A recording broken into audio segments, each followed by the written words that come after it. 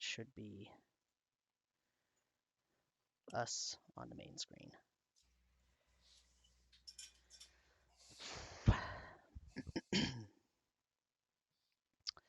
Hello and welcome to DnDeBrief. I am your dungeon master, Sam Dillon, and I am here with my 4 awesome players once again. That would be Matthew, say hello. Hello. And Karu, say hello. Hello. And Nina, say hello. Hi. And David with not much voice tonight, say hello. Hello. All right. Just real briefly, just in case this is someone's first time listening, do you all want to go around in that same order and say what type of character you're playing and what their name is? Sure. Again, my name is Matt. I'm playing Khonnos, a Sea Elf Warlock, and I apologize in advance for all the glare coming over my head that I cannot fix tonight. And Karu? Hello, my name is Karu, and I am playing Marcel Duran, a Neutrinian sorcerer. I'm Nina, and I play Emmeryn Ornestia, and she is a human Tempest cleric. And I play Axley Tillingquest. He is a halfling bard. Excellent. And does anyone want to do a recap very briefly, 2-minute recap?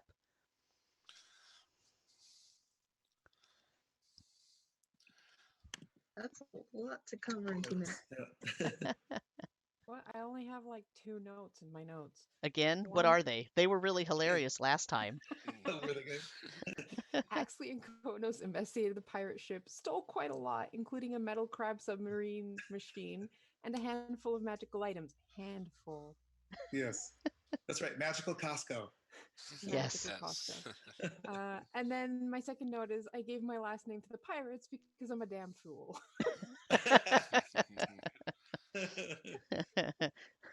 Okay.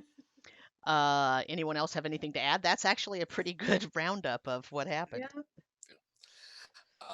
So yeah, we recovered Marcel's captain's sword along with the aforementioned awesome crab sub, which I think we called the Curiosity.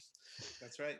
And several other awesome looking stuff, some of which we're still figuring out what it all does. And then yeah, the pirates sort of complained to the dockmaster about their ship being robbed. And in the aftermath of that, a couple of us were briefly deputized. And in the aftermath of all of that, we were encouraged to kind of get out of town. Sort of partly for our own safety, partly for everyone else's safety. Okay. That's also sorry, a huge thing in my notes. On the ship, we also found those like egg sacs that looked like they had blue-skinned goblins in it. So that's like 6 question marks after it in my notes. Yep. I think that's pretty good. Okay. Well, that is a pretty good recap. So, you left Trastenfinn possibly for the last time, and you are now traveling out of the bay, and you went around the northern sort of fork of Trast Bay, and you picked up Axley and the Curiosity, and it is now on your ship. And so now you are there with all of your items. You've been sailing away in a general sort of westerly direction, I'm assuming, although pretty slow or pretty fast. I guess the question is, you took enough time for everyone to attune to their items that they got, but how much other time are you taking? Are you vacating the region quickly or slowly? Well, I think we need to get while the getting's good. Yeah. Okay. Go quickly. Especially Okay. while the ship is down for the count. We get out of it. Yes, as expeditiously as possible. I think we want to get out. Yeah. I did want to mention, I forgot to tell you about this. I meant to, but I wanted to mention to Olgrat to, if they do end up repairing the ship, not to get my father involved. If the shipwright guild came and like fixed the pirate ship, I don't want my father to come down to the docks because they also know my name. If they find out that he's my dad and I'm his daughter, that could be a problem. So at some point in time, I mentioned that to Olgrat, like after everybody kind of leaves and we're generally getting prepped. Okay. Can you roll me a persuasion check? Can. What is persuasion? I got a natural 20 Excellent. Wow. on the first roll. So that's 22 total. Okay. Olgrat is very open to your suggestion. He also thinks that is a fantastic idea to not have We're buddies. to not have you to not have your family member be a part of any kind of maintenance of that ship. So That's all. Then I'm getting everybody on the ship and Okay. we're out. okay. Anything else before everyone left? Was there anything else that anyone wanted to do?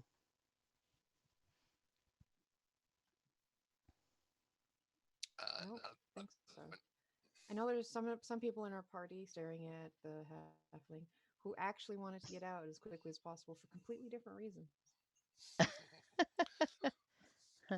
But why? Whatever do you mean? Which is having stole the entirety of the valuable cargo from a band of vicious pirates. That's not a good enough reason. I mean, that sure is a good enough reason for the rest of us. You live very dangerously. That's not enough to you want to leave town quickly. Running with these pirates before these very pirates. They were this heavily armed when you encountered them. Are you They- asking Marcel? Yeah. These are the pirates that you encountered, right? That attacked your ship and stole your captain's sword. Yeah. Do they look? I mean, we said that they had. I mean, I never saw the big thing we just stole, but Hmm. the rest seemed like it. I mean, they did take down the ship, and I don't mean they just like kidnapped the ship; they destroyed it With cannon fire. and fire. And when did these blue goblin things show up? When did they come out of the ship? They were part of the whole attack, I believe. Mm-hmm. They were part of the crew. Yeah. Well, I guess we never made it deep enough to like the cabin areas, but strange that they seem like an incubating kind of egg sacs. Yeah, they had some of the crew were the blue goblins, not all of them, but yeah. And now we know they're affiliated with the house of what was it? House of the eye symbol. Yeah, Adram, I think. yeah. Yeah, that's probably not good. Yeah, they're definitely coming after us, not just for this reason, but because of the encounter we had with them on Crab Island. If they even know about that right now. Mm-hmm. But we did get. Did we get spotted with the like mirror thing, the projector, or did they just Disc. hear us? No, I think They heard and saw us. Yeah, I'm sorry. Yeah. Yeah, I think we can assume it's two-way because they were responding to us. Yeah, so you're assuming that they saw you because he knew where to put the portal that they were trying to open, Yeah. the teleportation circle. So we have two parties now that have seen at least part of our crew. Actually, Yeah. they've seen pretty much, because no, they didn't see Axley and Khonnos, but they did see Nina. Sorry, Marcel and Emmeryn Yeah. when we were at And the. I think it'll be very easy for them to track us down and put two and two together because we can assume that they came through that portal after we left, and they would investigate what island we were on, and these pirates were now able to ask around a port, and they'll hear stories of numerous stories considering our crew were out bantering in the club talking about the giant crab we brought back from this. No, it was us. Yeah, we weren't exactly low key. No. And I we guess the definitely like talked to people about where we were going because we were inquiring about Yes. Kalport Calport. a lot. Yeah. Yeah, we definitely left a trail. They'll definitely be setting sail to come after us for sure, for numerous reasons. Hopefully, Olgrat can keep him busy for a while. Yeah. At least one party. So I guess my question is, are we going directly to Calport to try and beat them there? Because we had also heard some things about Temple Fast. I'm not sure if we were interested in seeing if there was anything there, or if we decided there was not much at this point, not much reason to go there, because there's supposed to be a temple of some kind there. Yeah. I think it would be interesting to explore at a later date, but I don't think it's anything pertinent to what we're looking for at this point. Mm-hmm. Wasn't that the place you wanted to go, or was that in Calport, the library? Kalport's where I want to go. Okay. Yeah. Fast is. Temple Fast is where Taruma was saying that she got Yeah. all of her ancient artifacts, and that the thing that was special about that was that it was the ruins of a town that was known before the sinking as a place that welcomed all sorts of temples and worshippers and whatnot. So it has in those ruins, basically the ruins of every type of temple you could ever imagine, Right. or the temples worshiping every type of deity that you could imagine. So we could potentially look for a temple that has, eyes. Yeah, that might be a good place to get some facts. And did we leave much of a trail that we would be going there? It seems like there's not many people that would know that was a destination for us. They think we were just going right to Calport. We talked about it with Olgret. We talked about it with the Eastern Sun Company. Maybe a couple people in the library. But we spoke more about Calport than Temple Fast, and we got the map to get to Calport as well. The only problem is, sorry, Temple Fast is closer. Yeah. It is a few days, I think, from Trask Bay. Yeah. Calport was a long ways off.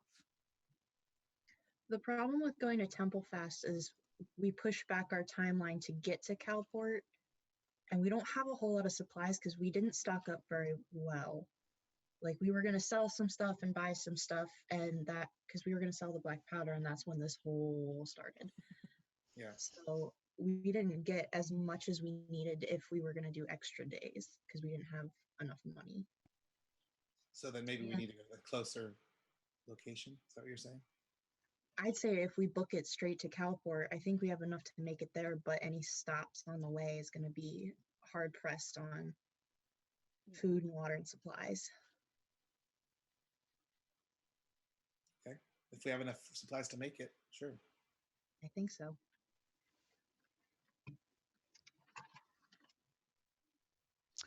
Okay, yeah, because we do not want to encounter the pirates on the high seas because they are definitely we're outmatched.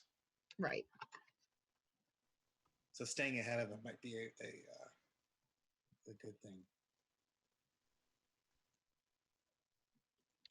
So what you're telling me is you are or are not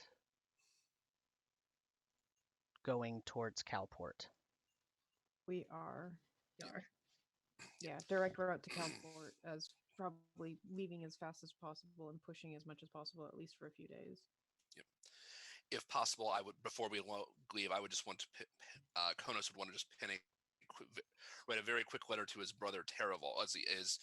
Is Portless on this island, or is it on a different island? It's on Traston Fin. I mean, it's on that island, Gormer Island. Okay.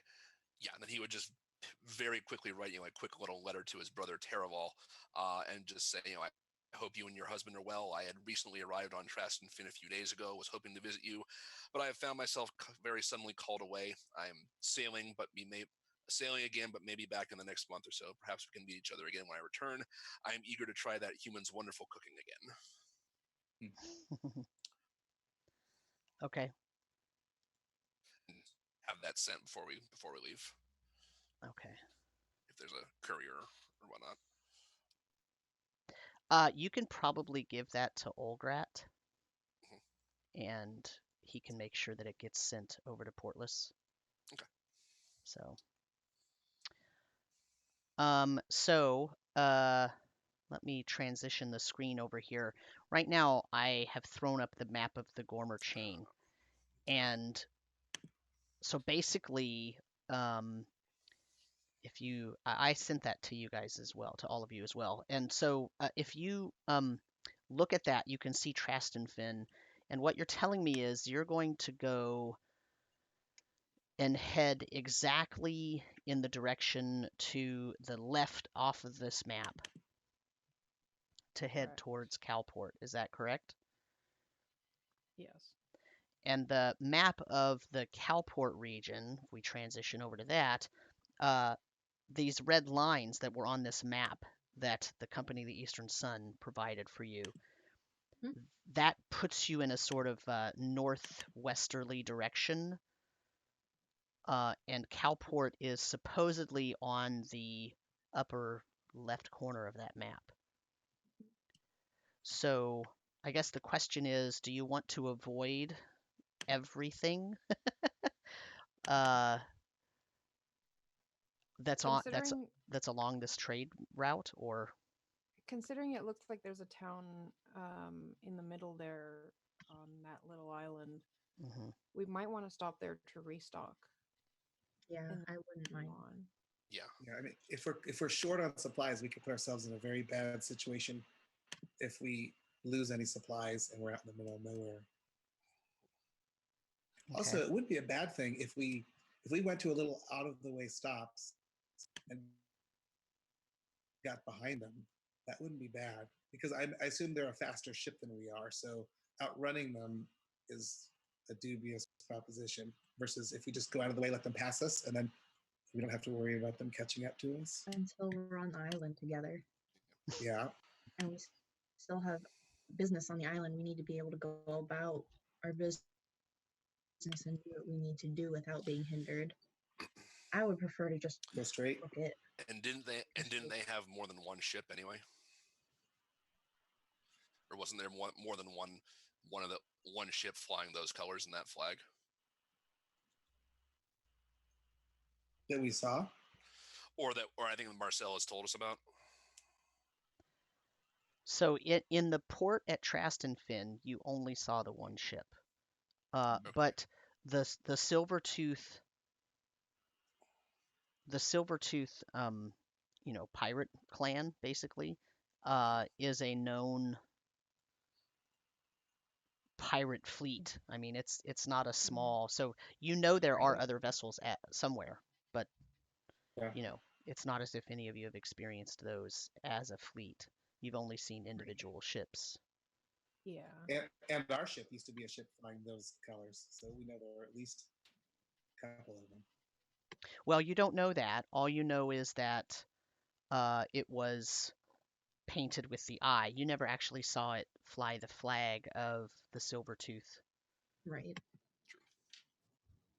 So in the cargo hold, there was no sign of a flag with those colors on it. Right. So they're affiliated by, let's say, Colt, not by. Yes. Yeah. The house of there's notes. I mean, as long as we have the supplies, I suppose we could make straight for it and skip the island. It's still in the way, so. I was gonna say, why don't we just hold off until we get there, and then if we need supplies, we'll stop, and then if we don't, we'll keep going. Yeah, see how we're doing after a while. See if we do need to change course or not. Okay. At least it's there for an option. Yeah. Okay. And then my second question is, while you travel, are you going to attempt to correct the map that you have? Or are you just going because you're trying to get there? Yeah, absolutely. That's knowledge. That's valuable. So we might as well take the opportunity to increase the knowledge that people can benefit from our journey. Yeah, I would definitely try to make any updates as I can as we go. Okay. All right. So, okay. So you go on your way And so here's what I need from you. I organized myself before the session today, so I know where my papers are. Famous last words. I'm going to throw you off with a random question now. You probably are. You're going to ask me about frickin' Ian Tarsus again.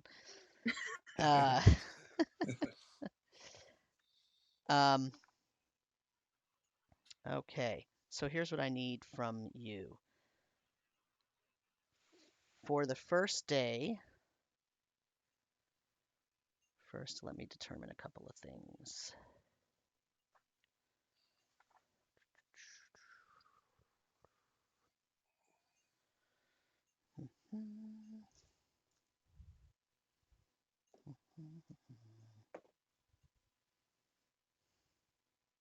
Oh, I rolled the wrong die.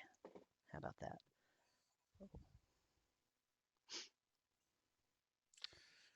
So it is partly cloudy today, and it's warmer than it's been for a while. When you were in Trastenfin, several of those days it was storming and rainy, but it was never really all that cold, or it was never really all that. Let me start that over.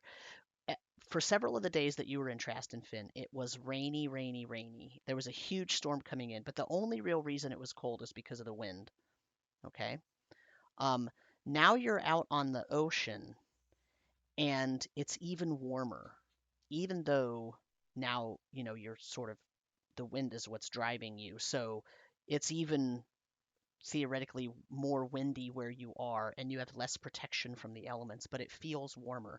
So that feels a tiny bit odd, but not so odd that you are panicking or anything like that. But the wind is not very strong, which is maybe why it's so warm, but your pace has slowed. So normally you can go 3 miles per hour, which would put you at 72 miles per day. And you are slowed down to about 2 miles per hour right now. But that's not all that concerning, because theoretically anybody else on the waves would also be going that slow, unless they had oarsmen or some sort of magical means of propulsion. I was going to say, I have a question. Mm-hmm. So the ring I have allows me to control water. Mm-hmm. Would that potentially be a way of like propelling the ship forward? It's a concentration up to 10 minutes. So could I like kind of push the boat for 10 minutes every day? Like right before sunrise if I take like third watch or something? So the problem with that is that control water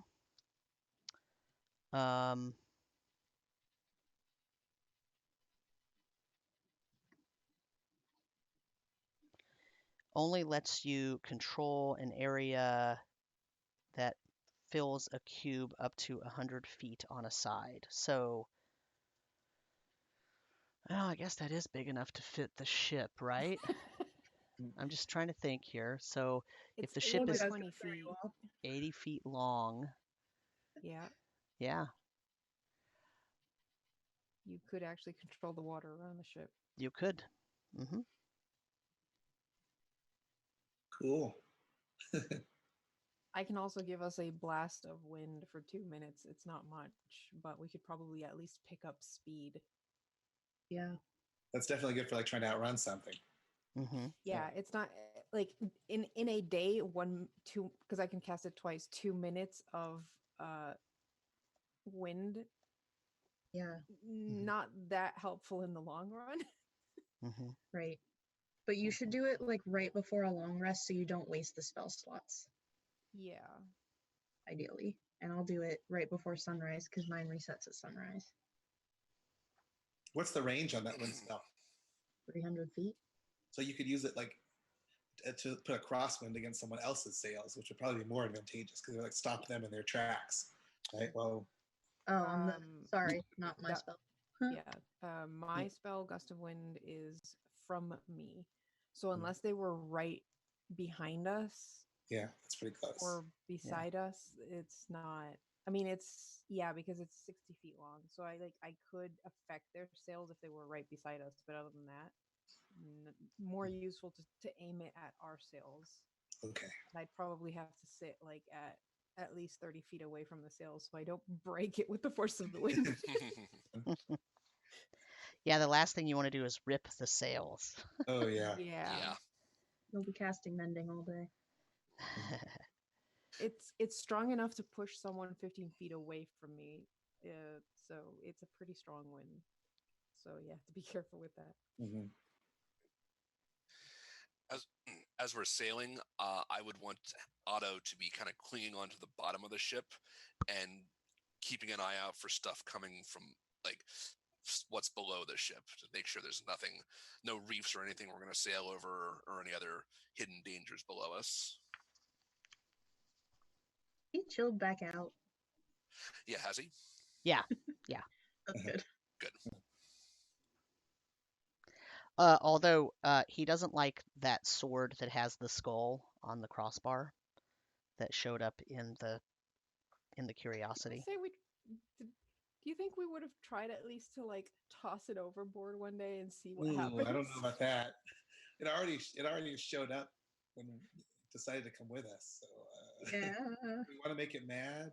I'm not sure I even want to touch it. That's I what don't I'm saying. touch it. Let's put it down on like an ornate pillow and just put it in a nice airy sunlit area. Are so you we going to get some touch it to fresh put it air. down on that ornate pillow? No, but I can use some oars or something to. It showed up inside the curiosity, didn't it? Mhm. Yeah. Yeah, we left it on the pirate ship and then it just appeared on the crab. So Yeah. if we're willing to give up a bag of holding, we could try to get it into one of the bags of holding and then toss it overboard, or just put it in the air and see if it comes out of that. Honestly, I think the first test we should do is taking it out of the submarine and seeing if it teleports back. Like, is it linked to the submarine, or was it just I want to go with you guys? Well, because when we first saw it, it was in the treasure, the hold. Yeah. Right. So why did it teleport to the curiosity and not say beside one of us? Yeah. Like that's.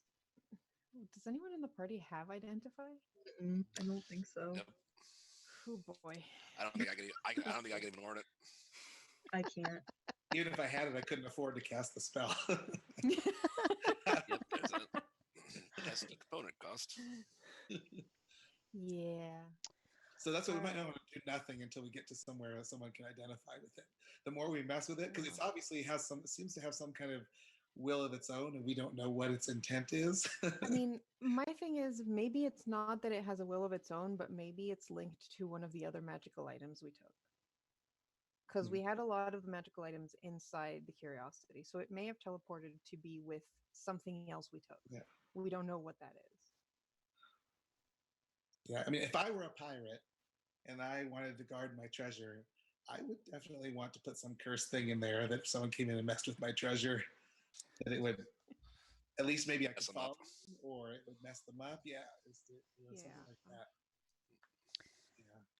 So the other thing is there are some things that you found at the end of the last session that you don't actually know what they are. Right.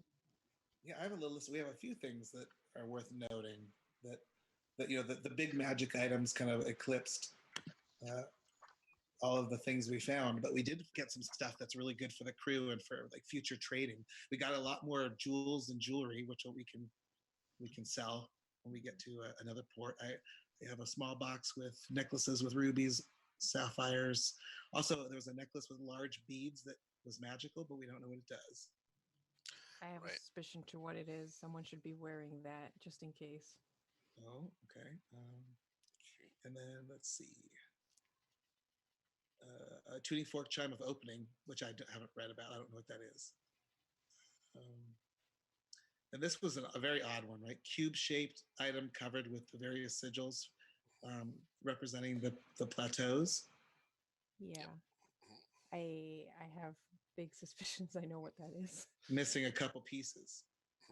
There was a weird there's like a strange bowl, like waves carved on it. There's a bunch of candles. There's like a weird ball of like rings or something. I have one question about the cube. When you said it's just one side that's missing, right? Right. It's not even missing, it's incomplete. The other Okay. sides have etched on them the symbols that Of the are different the typical arcane symbols used to represent the different plateaus. So the only side that's missing pieces is the one with the symbol for the blue plateau. Yes, blue plateau. Right. And it radiates energy from all sides except the side that's missing the piece. Yes. So it seems like it's incomplete, right? Like it needs a missing piece.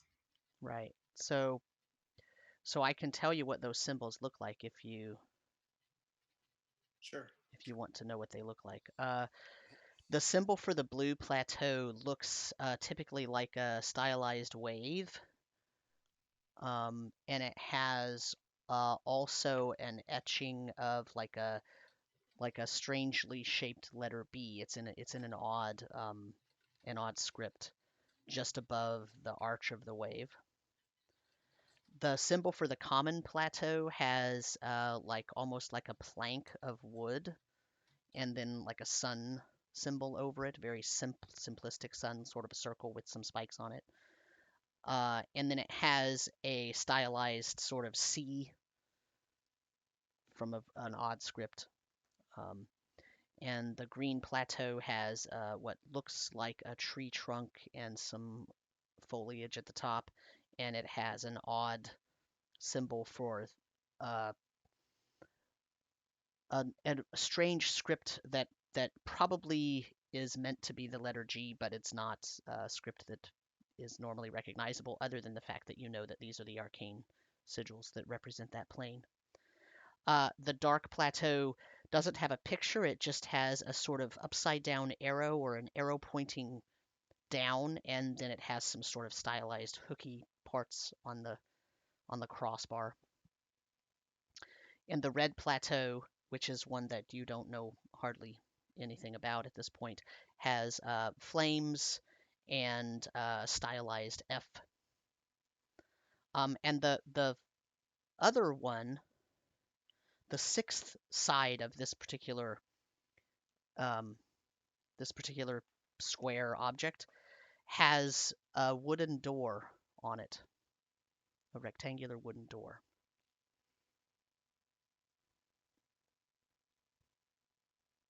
And we don't know what that represents? Correct. So the other thing is, remember that in the curiosity, when Axley was sort of cleaning things up, he found a box. That's the box he found with the 4 small rods and the ring that he gave to Emmeryn. And in that compartment where that box were also 5 buttons. And those buttons correspond to these symbols as well, minus the door, because there were only 5 buttons. So the faces of this cube, does it look like they can be moved around or removed, or is this the one that's missing just look like it's been broken off? It almost looks like, do you remember those sort of, and I don't know if they even still make them, but those sort of square puzzles that had like all of it was like cut into 16 individual square pieces inside of this, and there was one missing, and you could move them around to make the picture? Yeah, like a sliding block puzzle. Yeah, that's kind of what I'm thinking actually with this. That's what it's like. Ooh, do I want to start mucking around with that? Kind of do. Interesting. We have like 3 normal days of sailing before we start messing around with things. Yeah, wait till you're out in the middle of nowhere to do it. Yeah. Fair enough. Yeah, let's wait until we're out in the middle of nowhere, then blow up the ship. Yeah. So If we're still in State of the Island, somebody would at least see the fireball. Just saying. Yeah. okay, so on the first, so we're still traveling for the first day. So I am assuming that you trust the accuracy of the current map that you have, because you're not even in the region where Kalport is yet. So do you trust Yeah. the first Yes. map that you have? Mm-hmm. Okay. So no one needs to verify the accuracy of that. What I do need is I need a roll for controlling the helm for whoever is doing that for the majority of the day. Probably me. So that will be a wisdom survival check or a Ah. strength athletics check.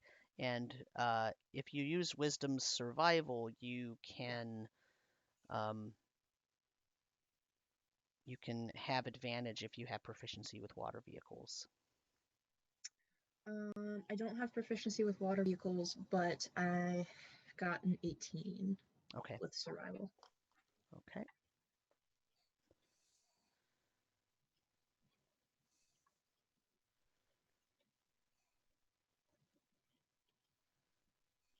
Okay. Now, do you have a first mate that you, or a wheelman that you have there to relieve you when you need? Khonnos, probably. Yeah.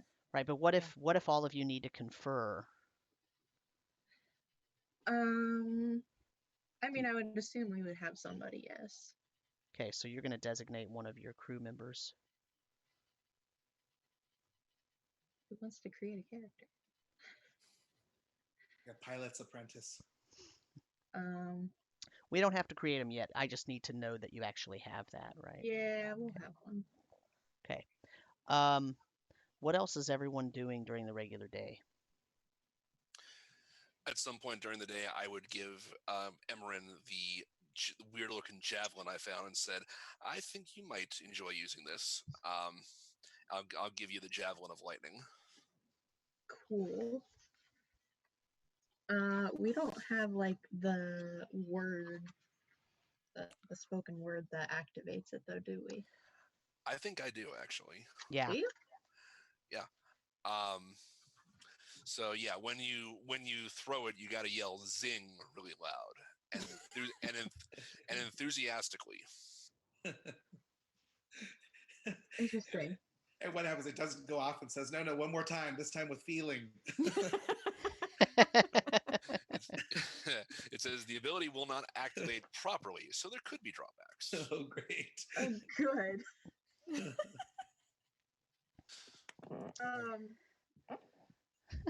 Interesting. Okay. Thanks for thinking of me, Khonnos, but I'm probably not the best person to have this. It's in my realm, but I'm not very good at throwing things. AKA my dex is really low. Well, this you actually don't need to be. Really?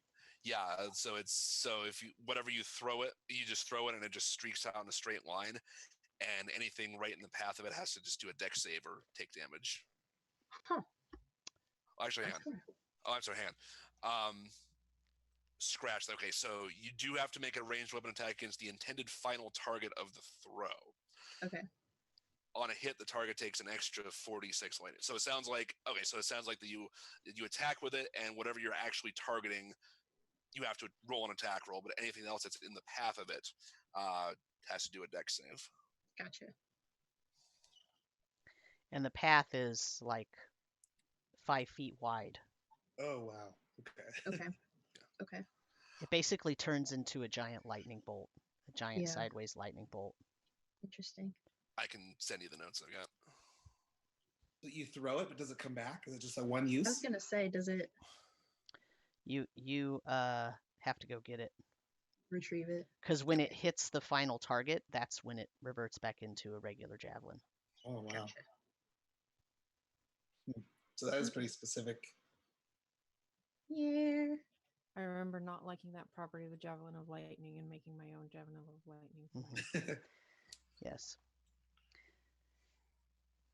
Mostly because I was trying to equip my characters with something that they could use at range so they weren't stuck. Hi, person I can't hit. I can't do anything this battle because I only have melee. Yeah. Catch. Yeah. Yeah, the drawback is also it's you only get to use it once per day. Yeah.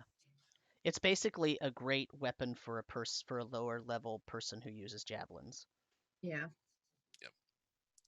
And it's a like first strike, throw it, and then pull out your melee weapon, and then hopefully you survive the fight to be able to Pretty retrieve much. it afterwards. Right. And the Right. thing is, you can also use it as a melee weapon, Hmm. and it's Yep. still isn't it +1? Yep.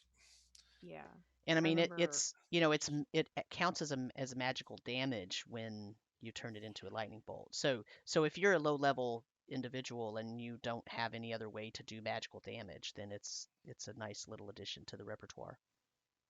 For the longest time, my first ranger character was using a lightning as her main weapon because it was the only magical thing she had. Yeah. For that precise reason. Right. There's the notes. But worst comes to worst, we can always hand it to one of the senior people on the ship to use. Yeah, I was gonna say maybe one of the people we hired should have it. Yeah. That's what I said actually in the Discord when Yeah. when Khonnos said he was going to maybe give it to Emmeryn. I said you might be better off just giving it to one of your harpooners. Yeah. So yeah, whoever's the best harpooner we've got, we'll We get do a get contest. that. Yeah, actually, it's a good idea. That'd be fun. Prize magical weapon. I'm sure all of them will try. Okay. I'll hold on to it for the time being. But we'll Okay. probably hand it off So before we get any more dangerous. it takes you a couple of days to get out of the region that you're used to being in. So the area that you're in that has Trastenfin in it is called the Gormer Chain. And that area, you're about to leave it based on the map. And you said you trusted this map. So based on this map, you're about to leave that area and move into the Kalport region after a couple of days. Okay. So on the third day,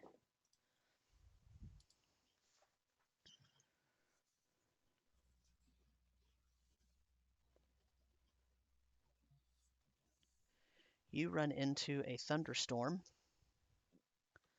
The second day is much like the first. The third day has a thunderstorm, but it's a warm thunderstorm.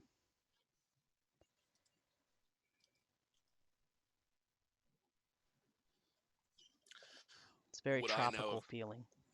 Would I know if that indicates we're potentially sailing into some kind of like greater storm, like a hurricane or something like that?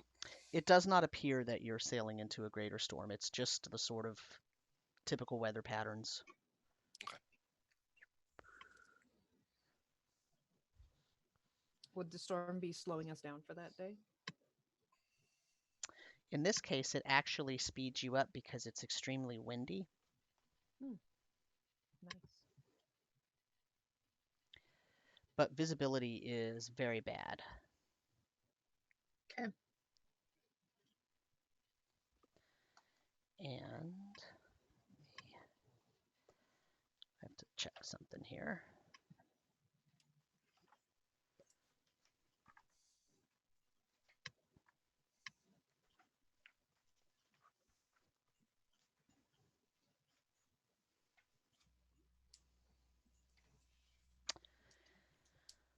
So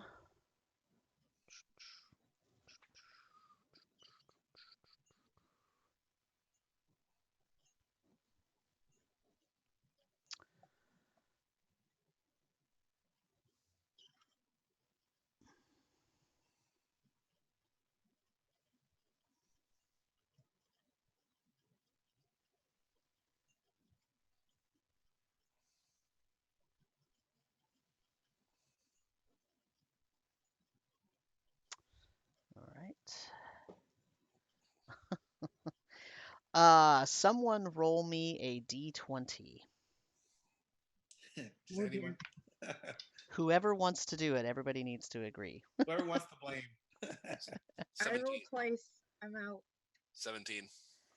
17. The Okay. die is cast. All right. You don't want me rolling for that. Unless low is good. Okay, so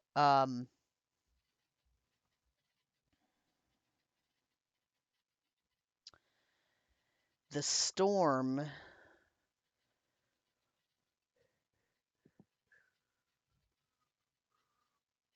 in the mid-afternoon has become much stronger than you thought it was in the beginning. And so what I need is a group check, Oh dear. and this is going to be so the captain will make an intelligence check, Okay. and if you have water vehicles, you get to add your proficiency. The first mate will make a charisma check,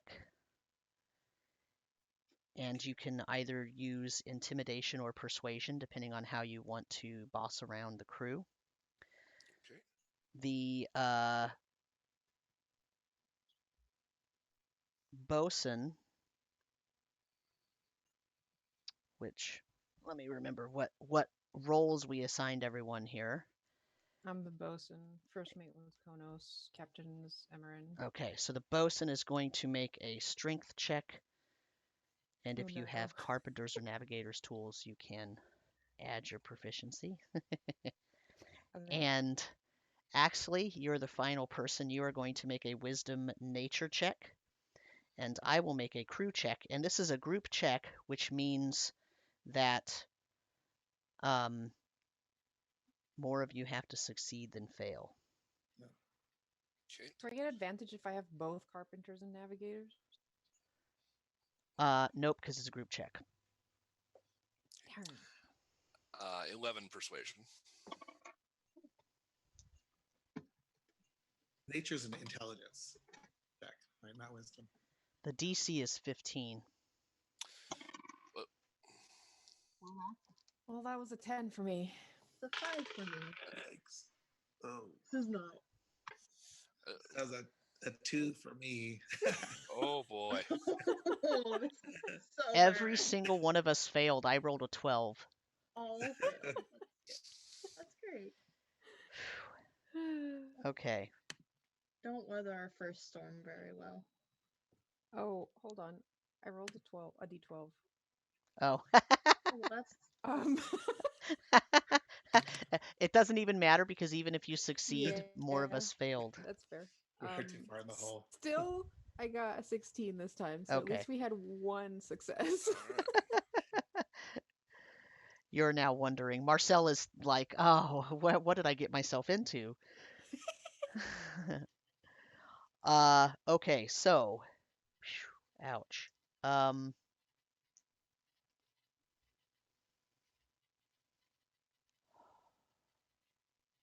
All right, this is a total failure condition. Here's the total failure condition. The ship's components, that is the hull, the masts, the sails, the rigging, each take 10d10 damage. Oh wow. The crew's quality score decreases by 2, and 10% of your crew is washed overboard and lost. Oh god. Ooh. oh crap. You are also blown off course, and so you might become lost. So, catastrophic failure. That was not Even if Marcel fun. rolled a 16? Yeah. Say that again. No, Uh, I'm just moving myself. Untested crew. Yeah. So we had 16 crew members. Does that mean we lose one? Yes, you lose 1.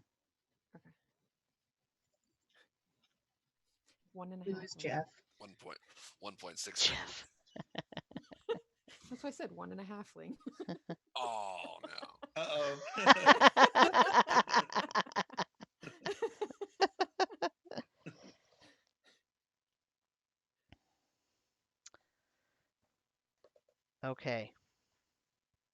Why am I always the rounding error? All right, that was very unpleasant. Yeah.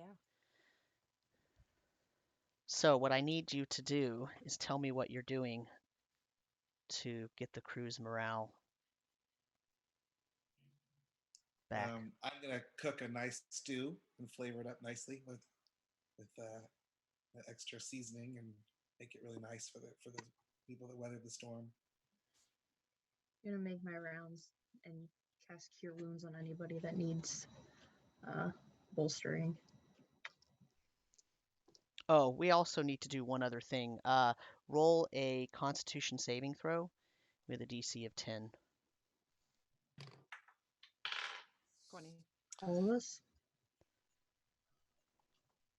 8. Yeah, everyone. Sorry. Okay. I'm going to use my luck because I failed it. 11. I still failed it. That sucks. I rolled a 5. So. Oh, jeez. If you failed, you are seasick. Ugh. Oof.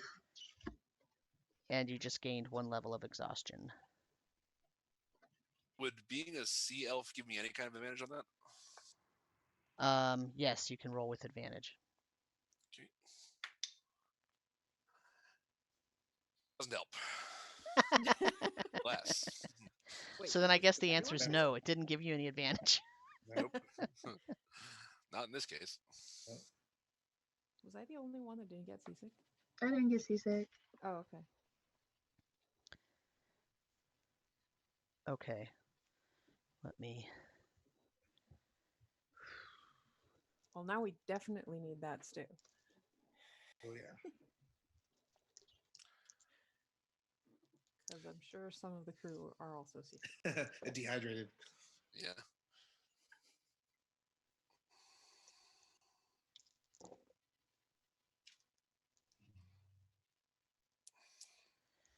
Yeah, you sustained quite a bit of damage. So everyone who's not sick or injured is working on fixing the ship.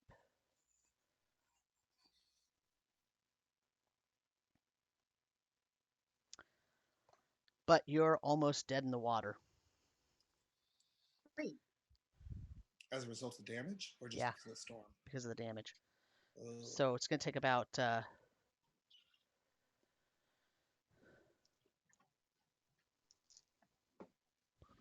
to get everything back to normal, or at least well enough to make your regular pace, it's going to take 5 hours.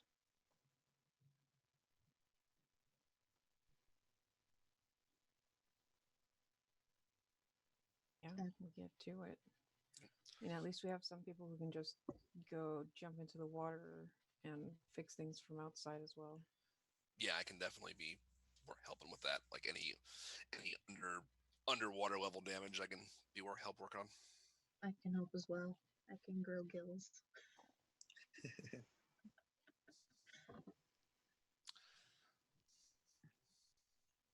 I can't As long as breathe I take my underwater. armor off. I can't breathe underwater, but I can hold my breath for 3 minutes. Nope. 5 minutes. You should probably stay on board to direct everybody. Yeah, Since that's you're fair. closing. And then Khonnos and I can handle anything underwater that needs fixed. Mhm. Everybody want to roll me a perception check?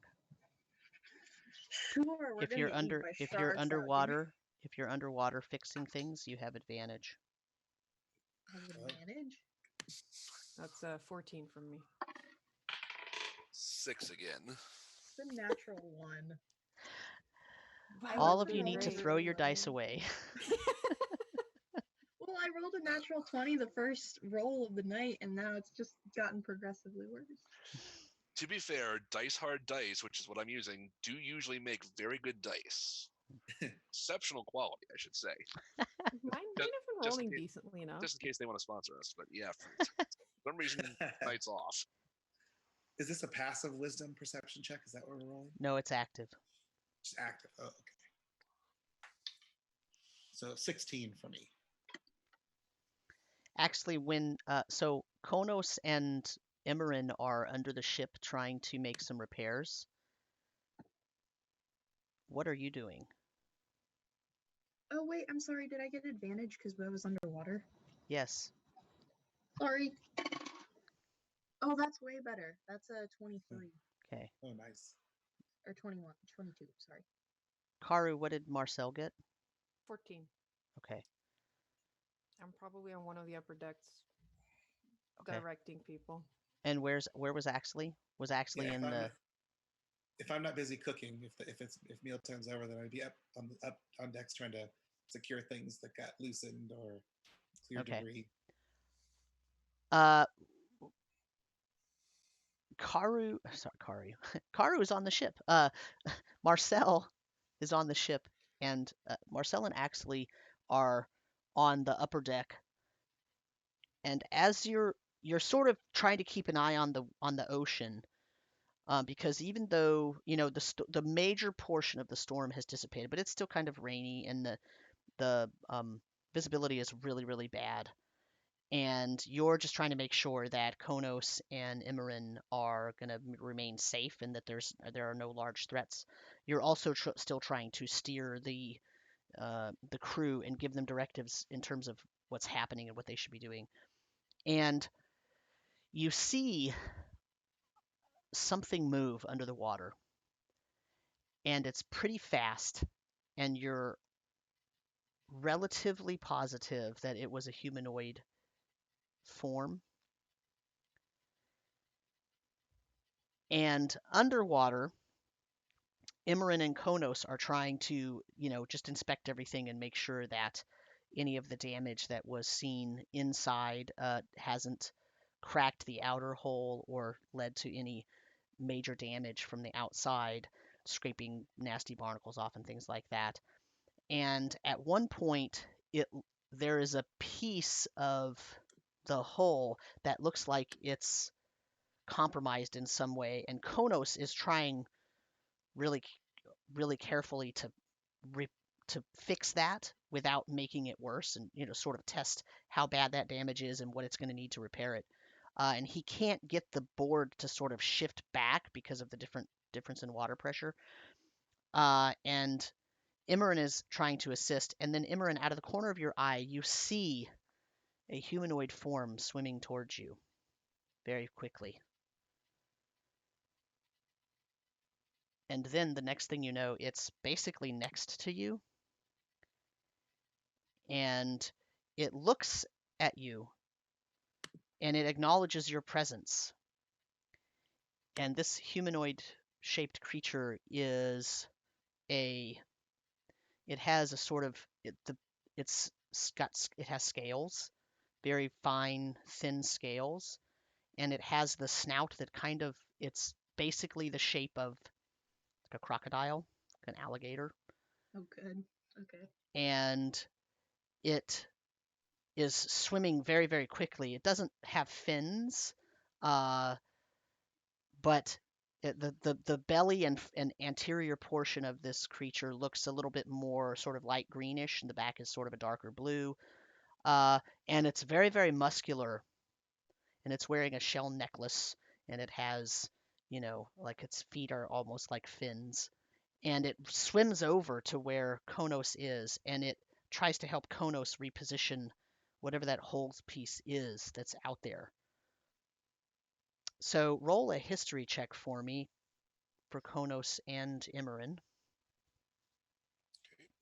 In the meantime, since I saw this, I'd probably signal Axley there was something on the water, and I'll rush to the side of the ship that I saw it on and send a message to Emmeryn. I saw a humanoid figure heading your way. Are you guys okay? And it's literally just helping Khonnos right now? As far as it looks like. Okay, I reply back. I'm like, I think we're okay for the time being, as much as I can speak underwater. I think we're okay. Be on guard, but we have assistance. I rolled an 8 for history, so initially I think it's just Emmeryn trying to give me a hand. Like oh, hang on, that's different. I rolled an 18. Okay. Yeah, I'm gonna jump in the water. Oh God. I'm like, They may it need seems help. like they're all.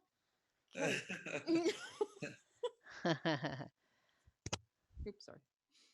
I am posting a picture basically of what this creature looks like, although the one that you see is not holding a staff like this.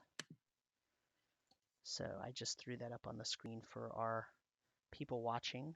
And for those of you that listen to this in podcast form, I will post a link to the image so that you can look at it if you'd like to. Interesting.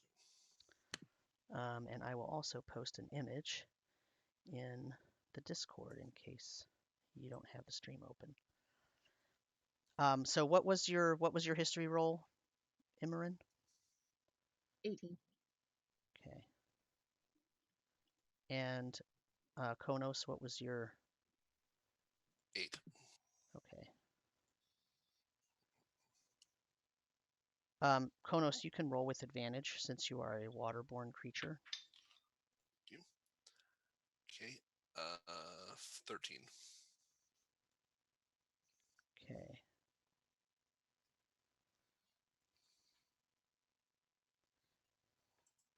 My computer's being a butt right now. I want to post this picture so you can see it. Okay, here we go.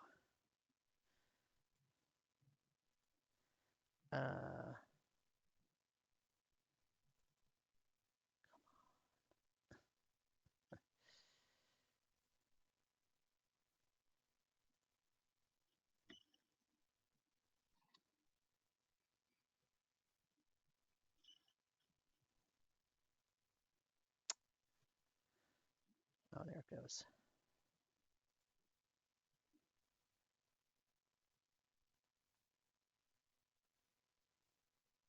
Okay, so that's now posted in Discord in case you can look at Discord. Okay.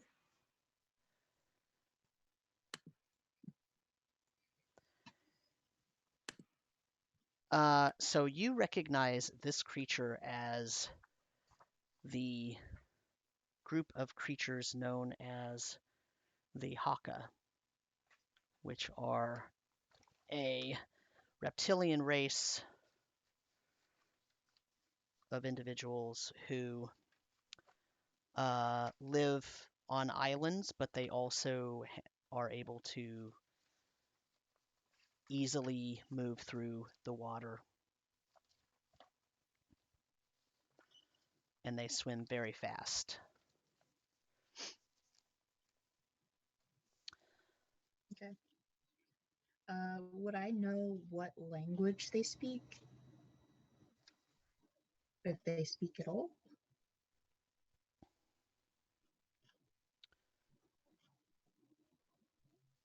The Hokka have their own language, but a lot of them, because they do have they do trade with several of the other races that are terrestrial races. A lot of them speak common, although you're not sure if this particular individual speaks common. Okay. I'll speak to him and say, appreciate the help.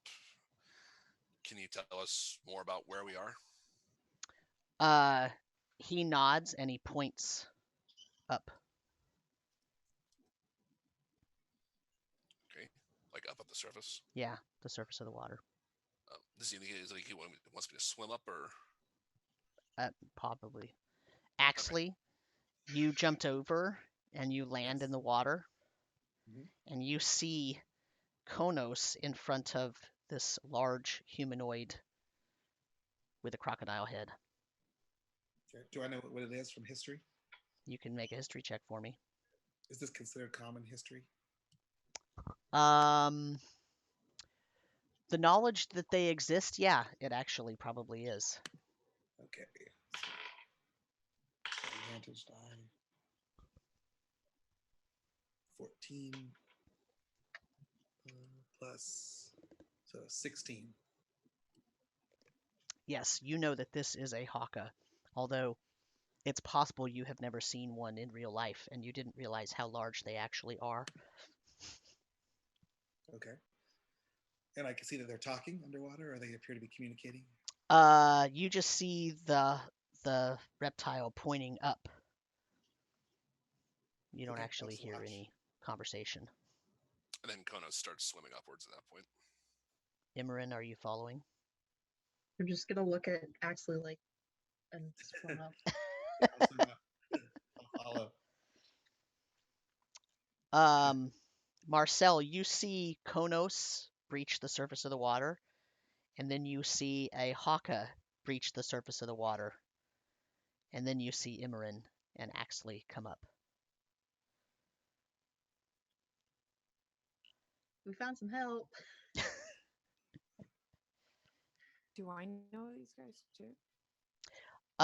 Probably. I mean, you're at least familiar with what they are. It's possible you've never had any personal interaction with them, Okay. but you do know that they are very clan based, and they So organize similar to the themselves. Lutrinians in that sense. Yeah, exactly. And they sort of have a similar respect for clan elders and things like that become sort of, some of their driving moral tenets are about honor of the clan and things like that. Okay. I'll drop a ladder down the side. Okay. Who's going up first? I can go up. Okay. I'll follow. Actually, they left you down in the water with the crocodile. Okay, I'll wait and see what it does. It looks at you.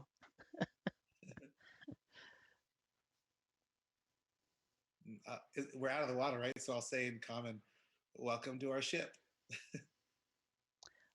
He opens his mouth and he says something that you think maybe was similar to or an attempt to say thank you, but it kind of didn't sound exactly the way that you would want it to say or that would be as easy to understand.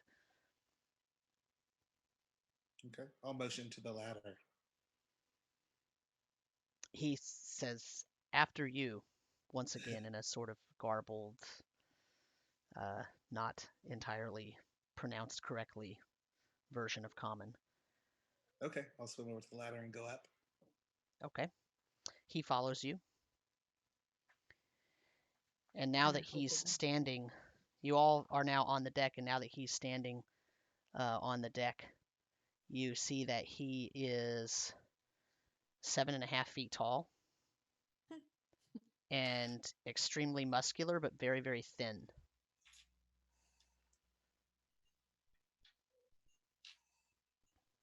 Well met. Where's the rest of your people? He points off the starboard side. Are we close to land? You could tell he's trying to sort of process what's being said. He says, fishing waters. The clan is that way. He points. Repairs, and he kind of points to the deck. Do you speak Aquan?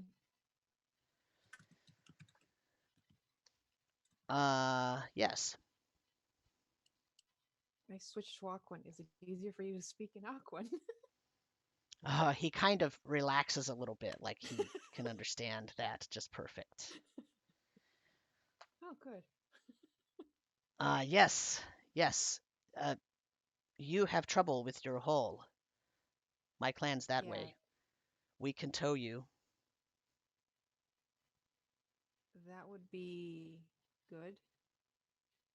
I'm not sure we have much we can use to repay for help, but we could use the help. The storm hit us pretty hard. You're not sinking. You can keep going, but we can help that way.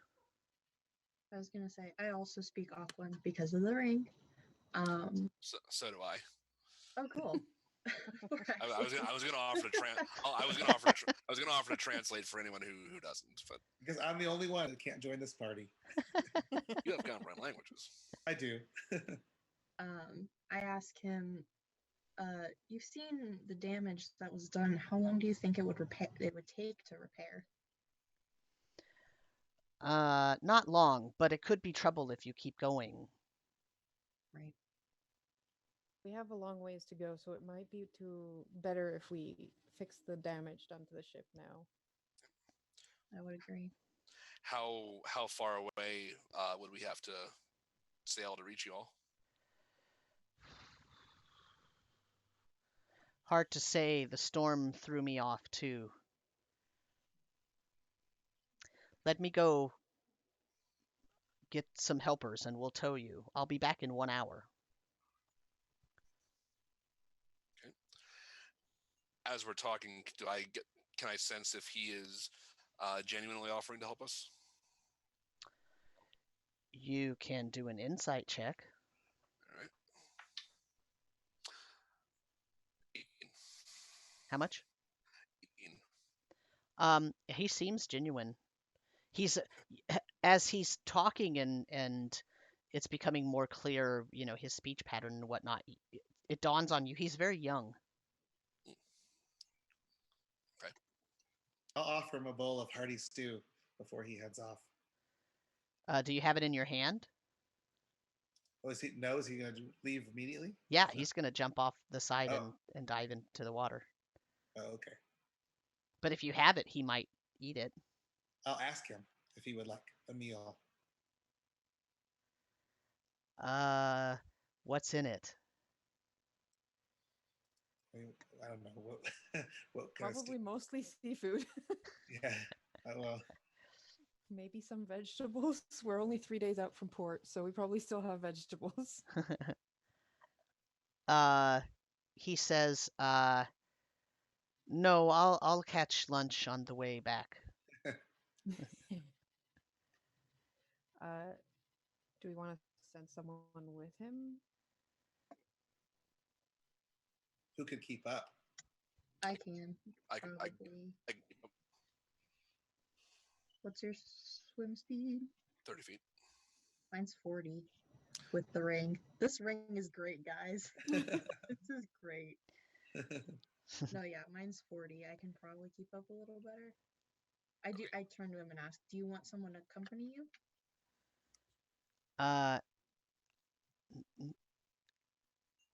It's better if no. Okay. We need to make an official presentation, a formal presentation of you. If you come with me, it'll take a long time to come back. I'll leave you to it then. We appreciate the help. He nods and then he jumps up and over the edge and dives into the water. Oh my god, I love him. And you see him swim away very, very fast, like a rocket. I'm gonna jump back down and continue trying to repair what I can. Emmeryn's really frustrated at this point. Likewise. She's trying to hold it together and she's doing okay in front of people, but she's really angry. Okay. I just look at the rest of the ship. Okay, stop staring. Go back to work. I'll swim back down with Emmeryn, just nothing else to make sure she doesn't knock any new holes in the ship. Okay. While she's Everyone was just pretending to work while staring at this guy. Pretty much, yeah. Probably those sailors, none of your crew has probably seen a Hokka.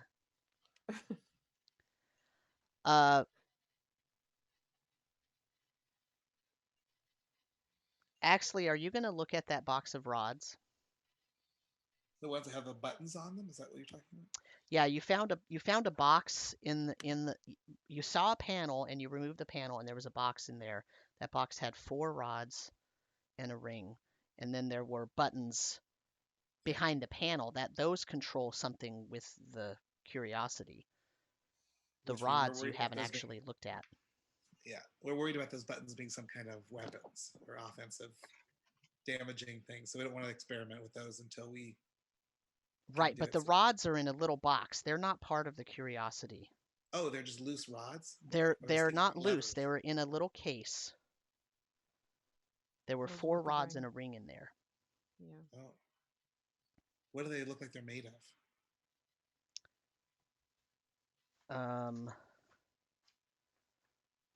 They are 3 inches long, and one of them is made of a dull silver-colored metal.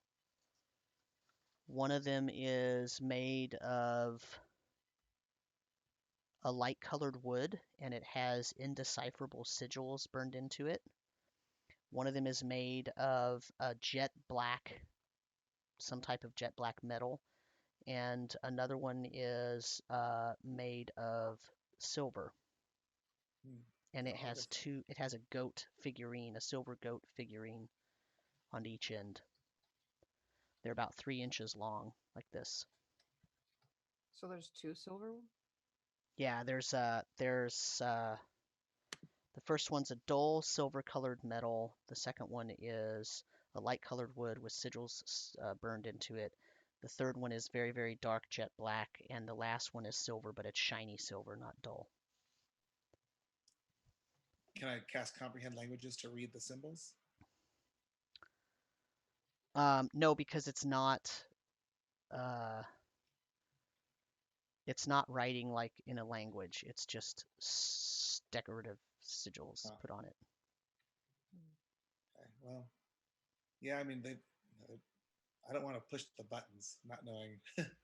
No, the buttons are part of the curiosity.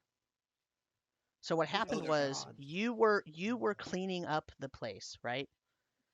And making sure that everything was still working and all that stuff, because you guys had kept the thing underwater for a long time and whatnot. So you got it onto the ship and you were cleaning it up, and you found a hidden panel that you had not seen before that was under the regular handles to control the contraption.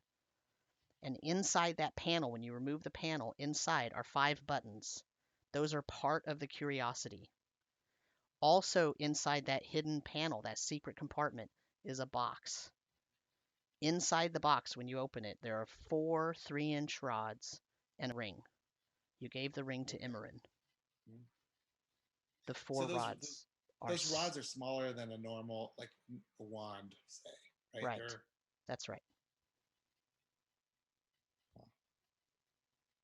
They look like they connect together in any way. Well, nobody's picked them up yet. They're still just sitting sort of on these velvet holders in the box. Oh, okay. I'll pick them up and examine them. Which one? The wooden one with the burnt symbols. When you pick it up, it extends out to be a 1-foot long rod. And now, out of the sigils, you can read a phrase. And the phrase is, "I was lost, but now I'm found." And the rod, when it's extended all the way out to 1 foot, has caps on both ends, just basic iron bands capping the rod. There is also the burned sigils now look like they're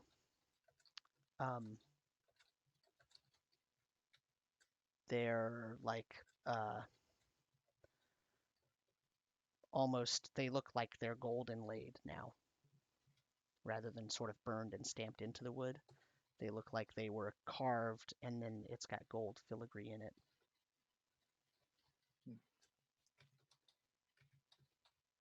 If I set it back down, does it shrink and fit back in the spot? If you move it back towards the box, it will revert back down to the 3-inch piece of wood.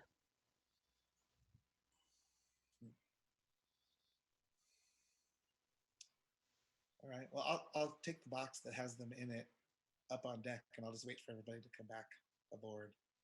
Okay. Everybody's back aboard. All right. I'll present it and say, hey, everybody here, grab a rod. Oh, good. How big in like diameter are they? Like, do they feel like something would fit in them, like maps or anything? No, none of them. Well, you haven't touched one yet, but they are roughly 1.5 inches in diameter. I'll take the Khonnos will take the one with the goat figurines on them on each end. Okay. Keep When that you out of the pick it box. up, it extends out to be about 1.5 feet long. And on the side of it, you see the phrase, "I need advice," written. I'll just look at it and say, hey, you're not the only one.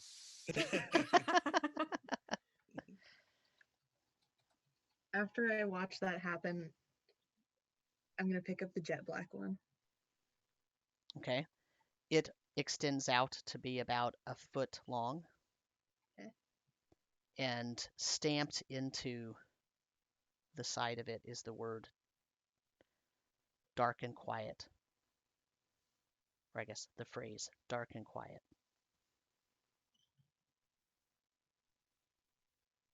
Fitting. Okay. I've already done the wooden one, so that leaves only one left. Yeah. I'll grab the dull silver metal one. When you pick it up, it becomes 1.5 feet long. And it feels pretty heavy. And written on the side of it is the word stop. Oh, Do these seem like they're wands, like magic wands? But why would they start from such a small size? Make them easier to transport. Yeah, and when you put them back towards the box, at least the wooden one shrunk back to its original small shape and size. I'll cast Detect Magic and see if any of the 4 rods or the box have magical aura on them. You don't need to. You can tell they're magical just by the way that they extend out. Okay. Do these seem like activation words or phrases? They might be. do they That's what I all would kind of have like the thinking. stoppers on the end? The dull silver metal one does not. Okay. The wooden one, it only looks like it has them when it's fully extended, and they look like basic iron bands. Okay. The jet black one does not. Okay. And the bright silver one, it doesn't really have bands because it has the 2 figurines, has figurine of a goat on each side. Oh. I mean, interestingly enough, all of the phrases seem very utilitarian. They're not. It's not like a offensive seeming Mm-hmm. I mean, phrase unless or word. stop I'm gonna, like, actually stop swing it someone in their around. tracks. You're gonna swing it around. Which one? Yeah. I have the black one. Nothing happens. I'll just kind of hold mine up a little bit, like I'm holding up a torch and just speak the phrase, I need advice. You're holding it up where?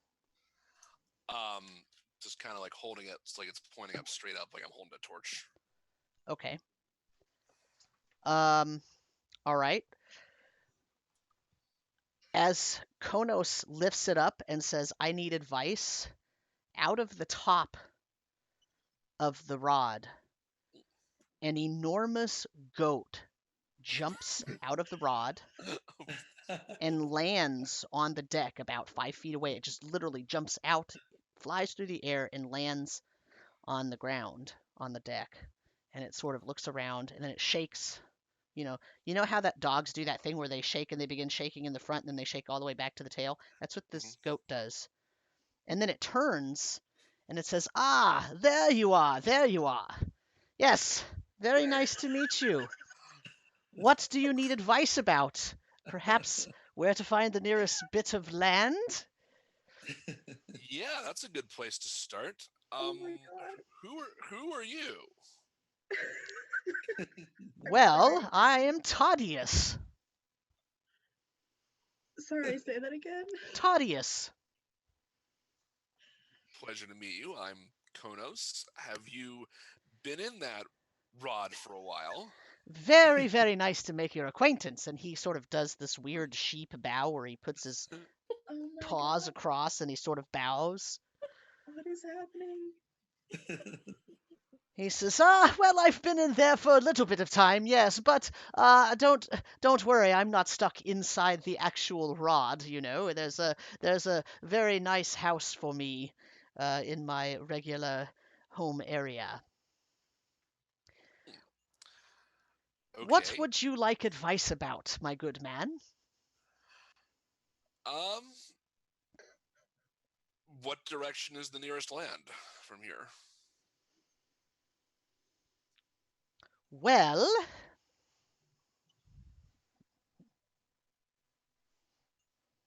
I think it's that way. And he sort of lifts up his arm and points Points a hoof. his hoof, yeah. What about how we avoid the pirates that are going to be chasing after us?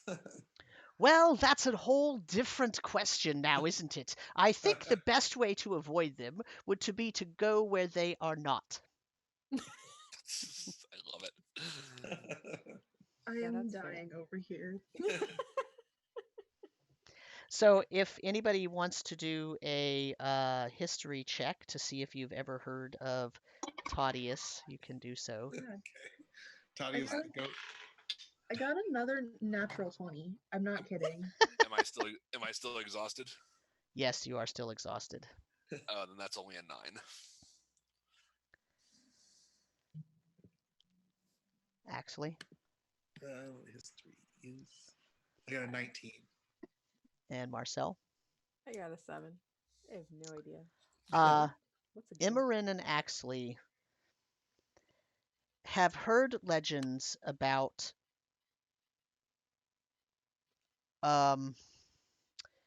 a several 100-year-old goat who was the companion of a gnome wizard named Tempest who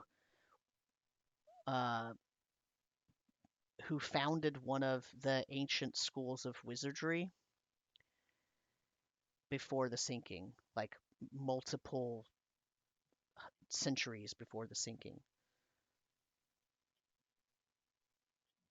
And the way that manifests itself now, of course, it sounds like a children's fairy tale.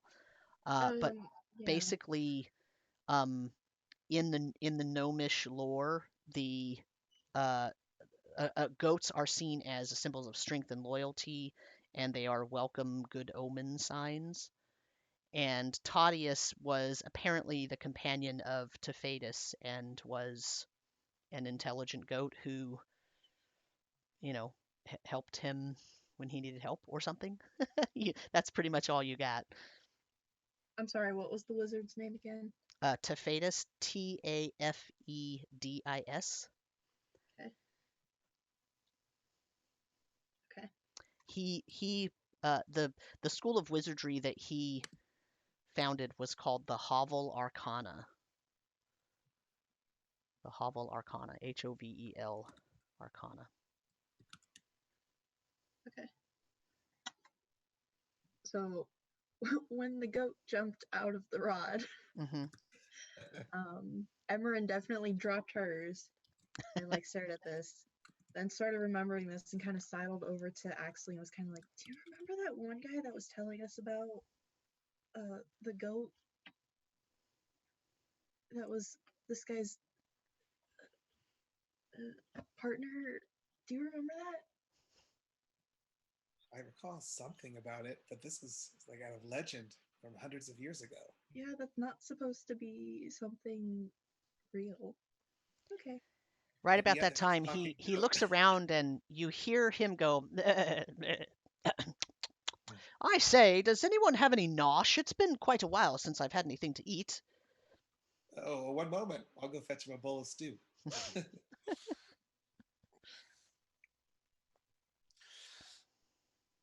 So I'm were really you? worried. Good. Sorry. I was just gonna say I'm really worried about what's gonna come out of the rest of these. Yeah, I'm gonna ask him. I'm gonna motion to the rods and say, "So you came out of one of these rods. What are these other rods for?" Well, I suggest you try to activate them and find out. I really have no idea. Were you stuck in there? Can you come and go as you please? Do you prefer being outside or inside? Or Well, this is just a way to call me.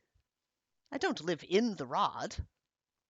So are there many rods like this that exist, and each of them calls you in turn? I Well, I really don't know. I suppose you'd have to ask Tefadus. Is where he would we? around? Yeah. Where would we find him? Well, last time I saw him, he was in a giant airship flying around in an enormous balloon. That's been, oh, gee, quite some dozens of centuries ago now, probably. Would he still be alive? Well, I'm still alive. I suppose he could be. Gnomes, well, I guess I don't know how long gnomes live, but you know, sometimes magic sustains you, if you know what I mean. I would say that the notion of an airship seems rather ludicrous, but then we did just find a giant tin can that turned into a giant crab sub. So what do I know? At this point, Emmeryn's gonna walk away and watch for our friend. She's gonna walk to the front of the ship and just keep an eye out for help. Okay. So far, it seems this rod has the ability to summon this talking goat that doesn't really have the ability to answer any questions. Oh, how dare you! I think I've answered every question that you've asked. But you've called me from my home and you've put me on this crazy ship in the middle of the ocean. I'm not sure exactly what questions I'm supposed to be answering. Don't take this the wrong way. We didn't exactly mean to call you. We didn't know that we didn't know what what any of these rods do. We only just recently came into possession of them. Well, well, if you want to know what they do, I suggest you activate them. Would you like me to try? No. Emmeryn, you want to give yours a spin? No thanks. I call back. No fun. Yeah.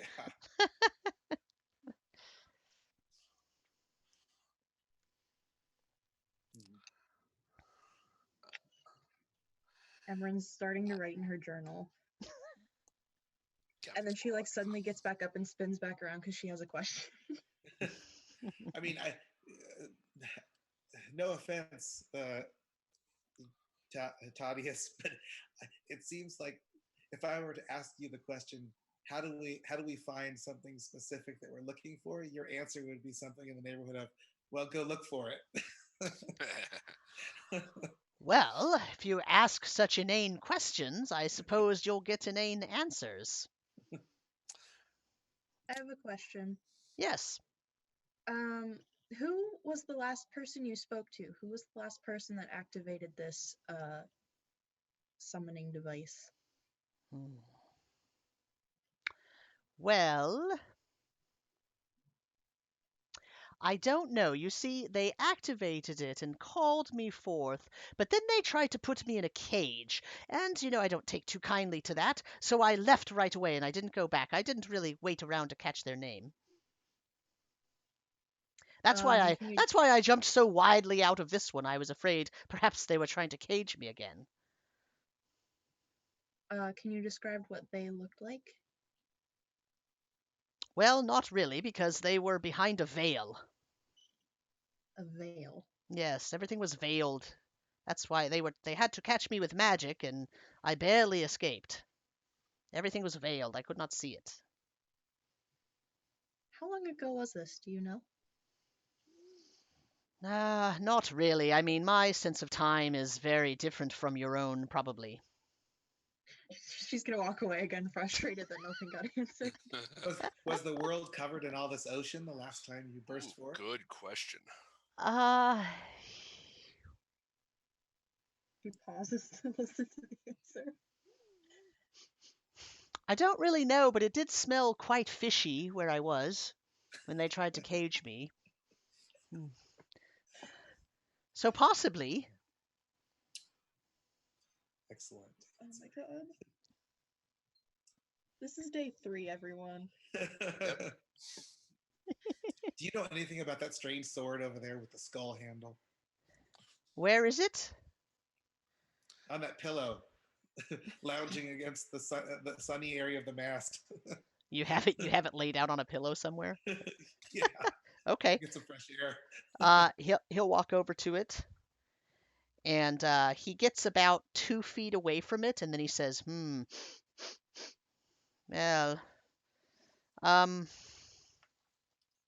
that sounds and smells like something I don't want to get very close to. It seems to be following us, though. Oh, that's bad. How long has it been following you? Since we found it about 3 or 4 days ago. Ah, yes. Well, that's not good news.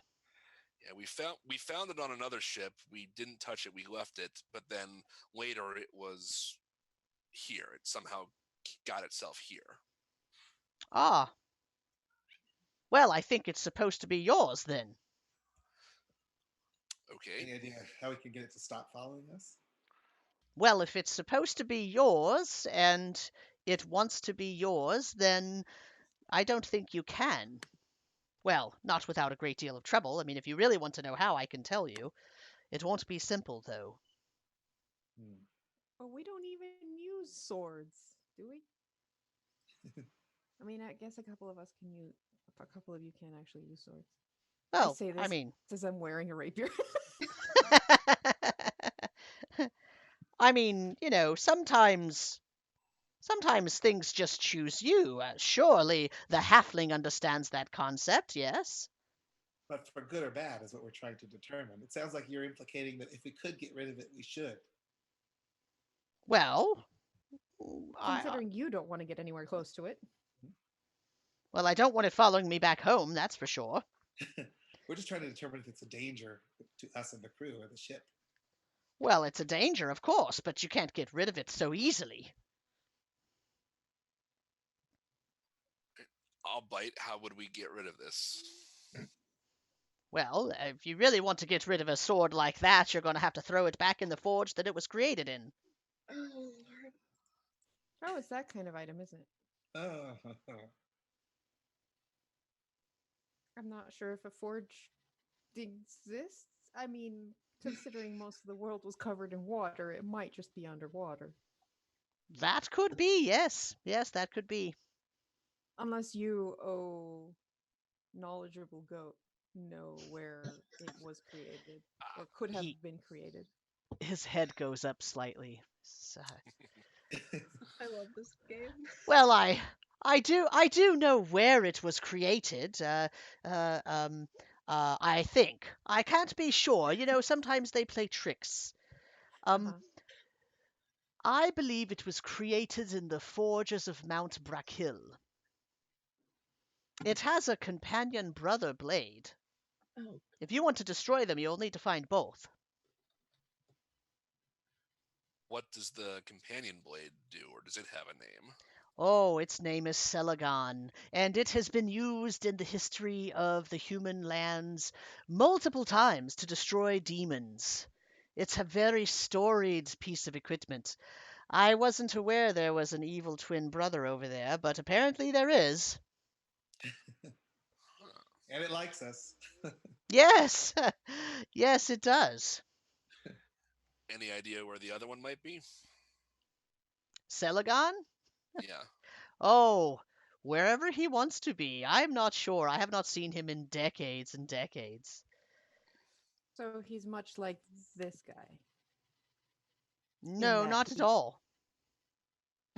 in that he goes where he wants. Ah, yes, in that way, yes, that one way, yes.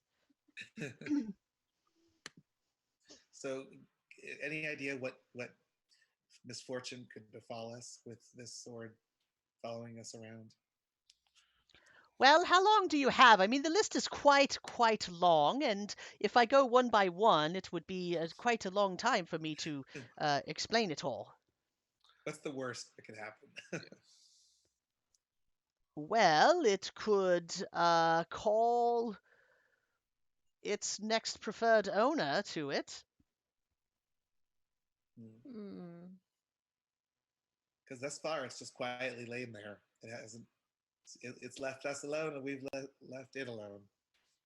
Yes, well, none of you have touched it, you see, and so it's still trying to decide if it wants to be a part of your band or not. I think we're lacking in evil here. That's probably an issue for it. Probably, yes. Although evil things will go along with the good things just to get things done, you see. It happens all the time. Especially to humans. Have you met any humans? I mean, please. They have evilness all over and they just ignore it all the time just to get things done and be comfortable. All right, that's our captain you're talking about among people. Oh, pardon me. I didn't mean you specifically. He kind of uses his paw and he says, I'm so sorry. I didn't mean that. Not Captain's against not you, of there course. anymore. Captain's not there anymore. Captain left a while ago. She walked away. She had enough of the goat, the crazy goat. I can hear you. Don't talk about me like I'm not here.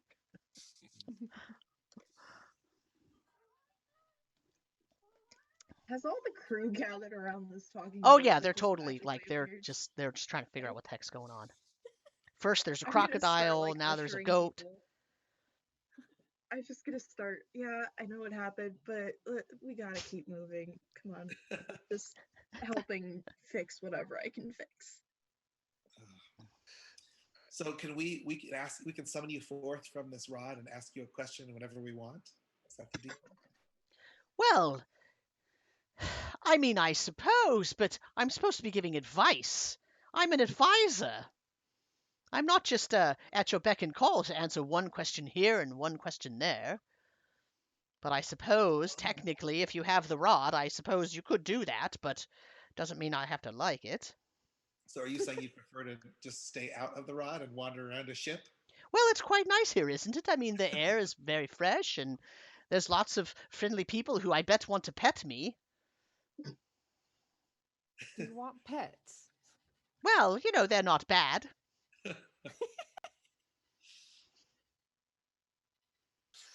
Well, crew, we have our mascot apparently. Oh my god. Treat him well.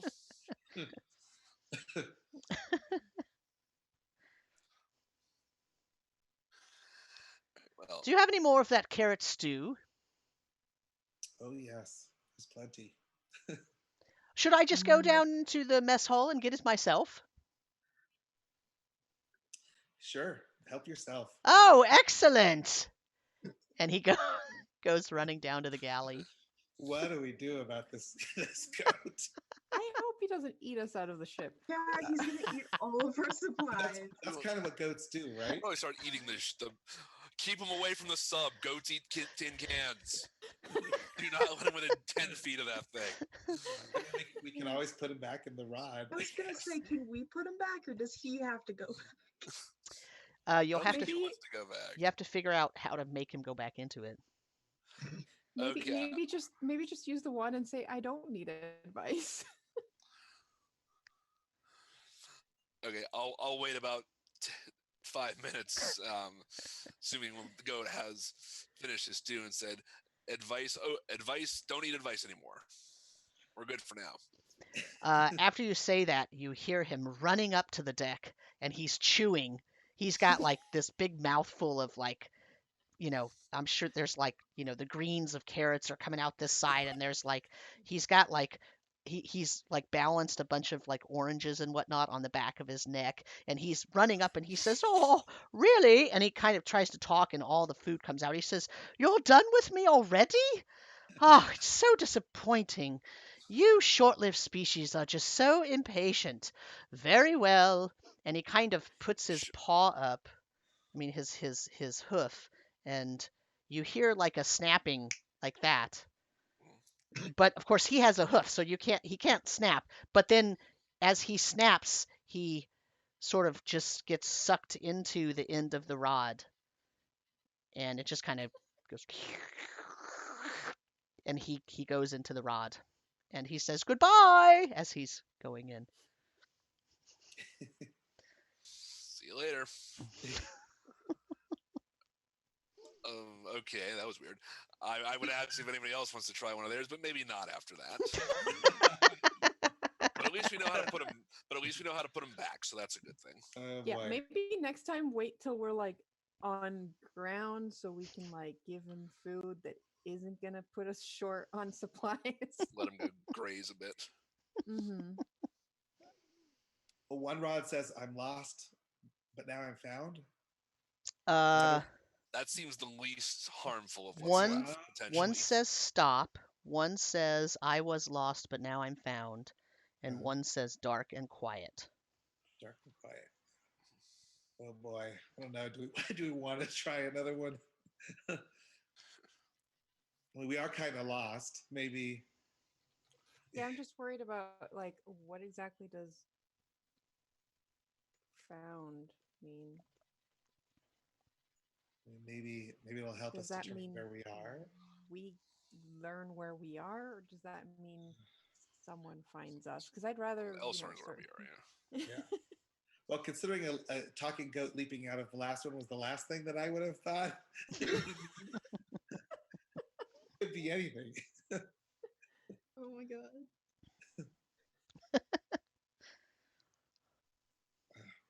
Maybe we shouldn't push our luck. Maybe we should just wait and see how this encounter goes with the lizard folk. Hush your mouth. Don't let them hear you call them that.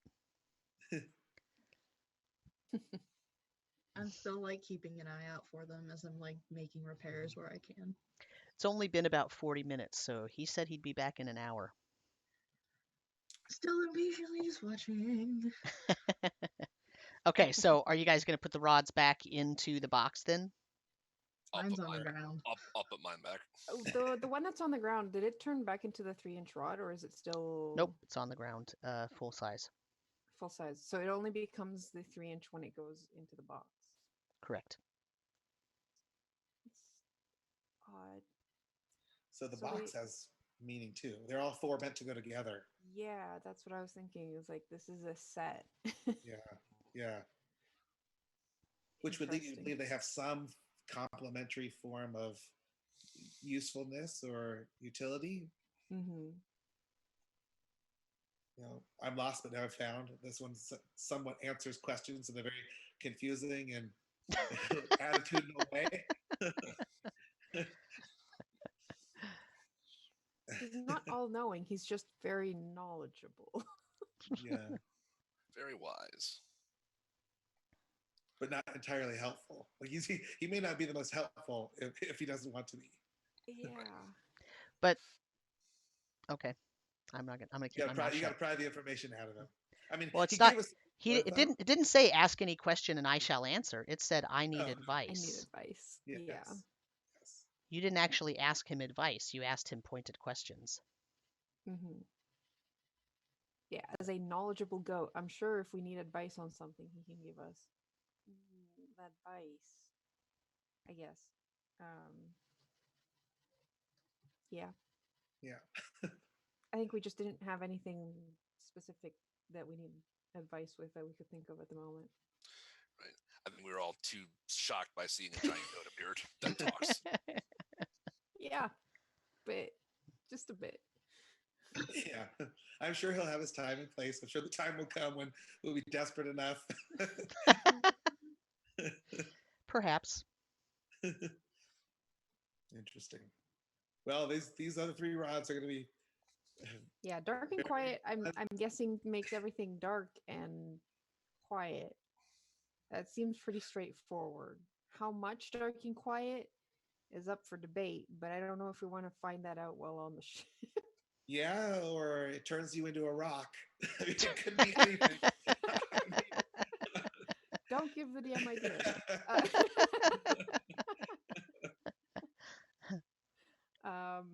And stop. I'm honestly thinking maybe it does exactly what it says it does and makes something stop if you point it at it. But I don't know if we want to point that at someone and use Yeah. it. Yeah. Stop might mean stop breathing. Yeah. Yeah, Exactly. I'd rather try it on an enemy than a friend. Yes.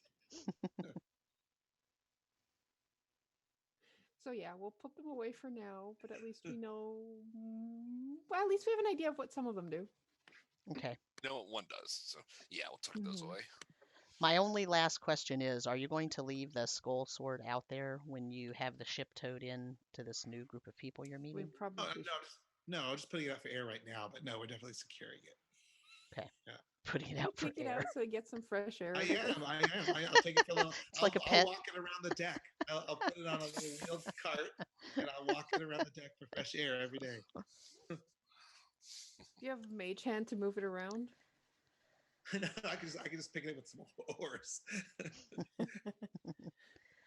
Okay, so a few minutes later, the Hokka comes back, and you see them swimming, and there's about 10 of them swimming very quickly in the water. And they get relatively close to the ship, and then they surface, and you see that there are 10 of them, and they look almost exactly the same as the one that was on your ship. And puts his arm up. Hello And there. he says, "Hail, it's a different one. It's not the young one that you saw." He says, "Hail, I understand you need us to tow you in." We could use some help. "Excellent, wait here." And then they swim under the water. And then about 5 minutes later, you feel the ship start to be pulled and start to turn to the left. And then it's being towed in at a pretty good clip. You're not even sure how they're really towing it, but probably with ropes or something. But they're towing very fast. And after about 15 minutes of this, you see a very small island off in the distance. The clouds are starting to clear up, and it's finally stopped raining. And you see a small island coming up. Before we get there, sorry. Go ahead. I'm gonna once I see the island, I'm gonna call Khonnos. I'm gonna go over to the map and see if we can figure out where we were, where the ship blew us, and what island on the map, if there is an island on the map, we're going to. Okay. All right. I'll do my best to figure this out. And I'll start just looking around the area we're in and comparing to the charts, that we've got, and seeing if anything is lining up. Based on the amount of time, I mean, you just barely came into the edge of this region, theoretically along that red line, and then you hit the storm and it blew you off course for several hours. Right. But remember, these hexes are supposed to be 3-mile hexes, and according to this map, even if it's correct, which you remember you already suspect it's not correct, but even if it's correct, there are no islands on this map where you are right now. Okay. Are we best guess east of the first chain of like island and kelp, or past that? You're not there yet, as far as you know. Okay. So we're still on like the edge of that map. That's what it seems like. Okay. It's possible because of the storm that if this map is incorrect if it's incorrect in the way that makes it much smaller than it seems, then it's possible you're actually in that big gray area of Uncharted. Mm-hmm. But if it's much larger than it actually was purported to be, in other words, if the hexes are actually less than smaller than 3 miles, then you would probably be past that kelp area, and you would be in that gray area. If it's much larger, if each hex is much larger than you had originally thought, then you're not even anywhere close to that. I'll mention to Emmeryn and say, not that they seem untrustworthy or anything, at least not the first one we talked to, but we might want to make sure everyone is discreetly armed just in case something happens. Let's compare notes. What do we know about the Hokka culturally? Like, what don't want to offend them, right? Do we know anything about their culture? I haven't read a whole lot about them. I just know basics. Same here. They defer to their elders, and they're very clannish. Right. I'm just gonna tuck the maps kind of into my cloak. I feel like I don't want to mark it on the map if they don't want to be on the map, because if pirates or someone were to know they exist, that might cause trouble for them. But if we could update the map and they would allow us to put them on it, it might benefit them with trade or something like that. But I would ask permission before we disclose their location. The other thing we can do is ask them if they know where the maelstrom is, the one that's on the map, which could help us locate where we are. Yeah, that would give us a better sense of scale, maybe. Yeah. Mm-hmm. Okay. So I just tuck those away and bring them with me. Okay. They pull you until you are about a mile off of the island. Okay. And then they stop. And they come up, and the one that hailed you before says, "Hail! You should drop your anchor here. There are some reefs, so you'll have to row in. Or swim, I suppose, if you're that type. We'll lead you in and introduce you." Okay. All right. Thank you for your hospitality. Of course. I start telling everybody to drop anchor. Okay. Who all are you taking with you? The 4 of us for sure. I leave the crew member. Yeah. I guess we don't even know how populous or what kind of thriving city or town they have. Like, what kind of trade can we do with them? We might want to take two rowboats out, one with ourselves and one with some crew members, so that they can bring back supplies should it be possible. I think that's a good idea. Yep. Do we have to? I think we do.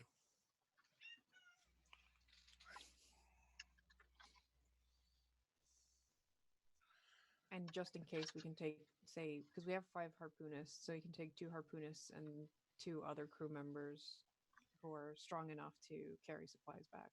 Yeah, let's do that. That's a good idea. Okay. So you're taking 2 boats? Mm-hmm. Okay. We technically don't need the boats, but if we're bringing back supplies or whatever, it's better if we have the 2 boats. Mm-hmm. Okay. Worst case scenario, we can send them back 2 and 2, and we can swim back.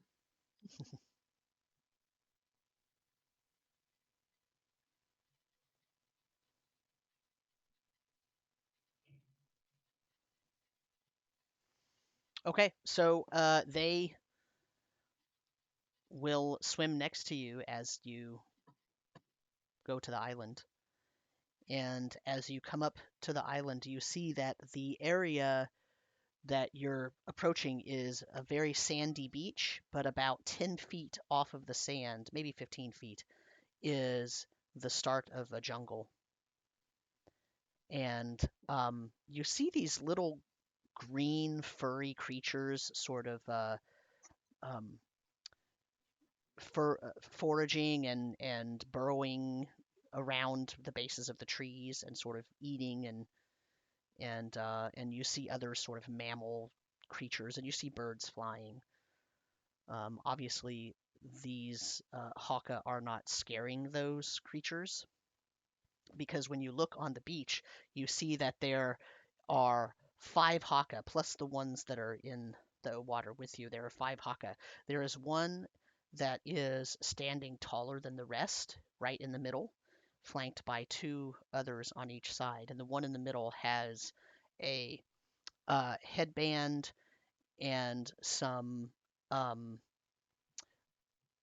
uh, adornments on its skin, almost like what you might think of like as a henna tattoo kind of thing.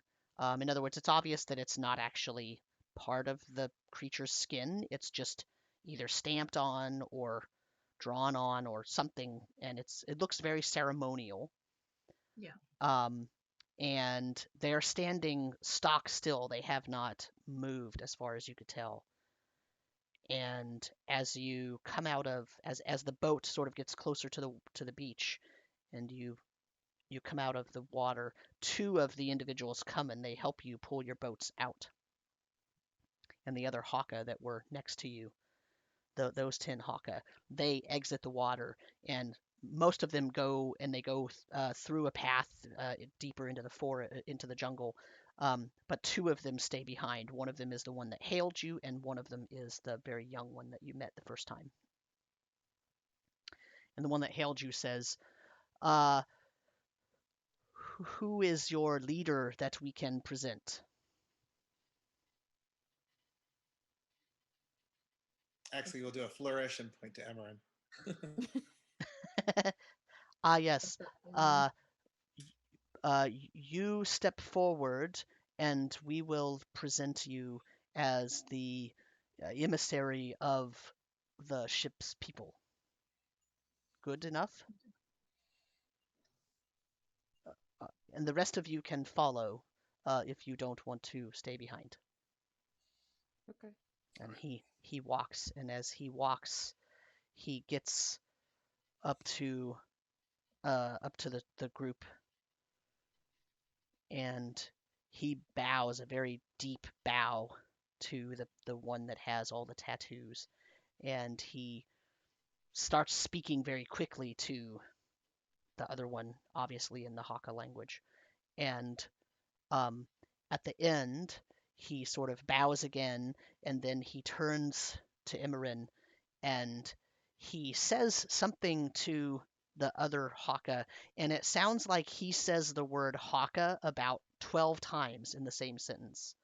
But each time he says it, it has almost a slightly different inflection, and so you can tell there's some different meaning to those things.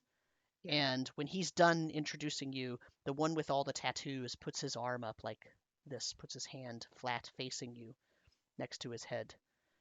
And he says something in the Hokka language, and he bows his head. And the person next to him, the Hokka next to him, says, the mighty Hokka welcomes you to our island and to the Mud Swimmer clan.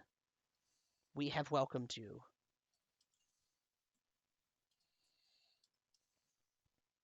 I'm gonna mimic the deep bow that the first one gave, and say, we appreciate your hospitality.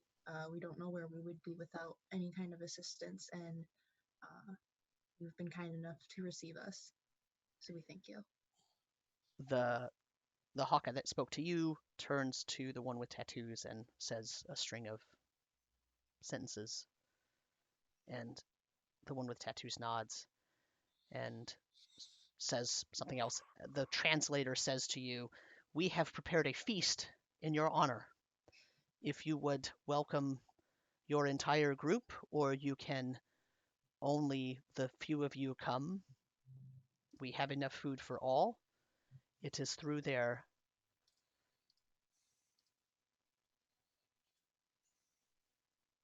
Again, I'll kind of nod and say thank you. If you would have us, I would like to invite our whole crew. We've weathered quite a storm and morale's a little low, so I would love for all of my crew members to be able to partake in this. The translator says to him something, and maybe it's a smile. You're not really sure because when he bares his teeth, it looks very dangerous. Yeah. But it seems like it's a smile, as in I'm happy that what you've said. And then he says, the Hokka are honored that the Great Father would bring us such distinguished guests to our small clan. We shall have a large party and protect and feed. And he bows his head a little bit more. What kind of vibe are we getting from these guys? You can roll an insight check.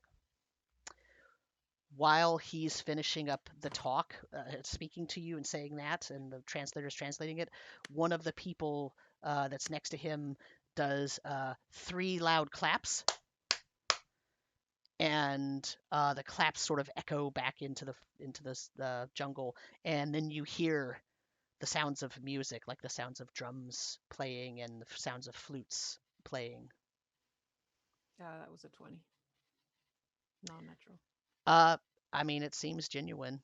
It's hard to tell when you don't speak the language, but the body language, as far as you can tell from what little bit you know about this group, being a clan-based society that really, really relies on the clan, the whole clan would welcome you, and that seems in line with what you know about their culture. Okay. Also, they don't look hungry, so I mean, they don't, they don't look like they're starving or something. You know what I mean? Yeah, they don't look like they're gonna have us as a feast. I was Right, gonna say, yes. we're not gonna be. Yeah, Okay. to translate properly, we are the feast. Yeah. Yeah, what's on the menu? To serve man, to serve half elf, to serve halfling, to serve Lutrinian. It has We been do a need to while leave since some we've had. people behind on the ship, right? We can't abandon the ship. We gotta leave some people behind. So Yeah, we'll have to leave some watchers. Yeah. Yeah, bring so them some food. how much We'll of your bring crew them do you want to leave behind? I'd say 5. Okay. Yeah, that's ballpark where I was at. So you We can had leave 5 16, and you then- lost 1 in the storm, so that leaves 15. So you're having 10 come with you. Mhm. So we'll Yeah, send, we'll send 2 of them back with the 2 ships to the 2 boats to basically bring the others back. Okay. We can always take more food to the ones that didn't get there. Yeah. Or whoever gets drunk first goes back. fair. Okay. The retinue of the Hokka leader, 2 of the people turn and they go, and then he follows them, and then the 2 follow after him. And then the ones that had come with you, the one that hailed you and the younger one, they sort of look to you to wait for you to follow the leader's retinue into the jungle. I'm gonna turn to the younger one that found us and say in Aquan, I didn't catch your name. My name is Stet Mudswimmer. Oh, my notes. Okay. I can imagine what Karu's notes are going to say next time. Goat jumped out.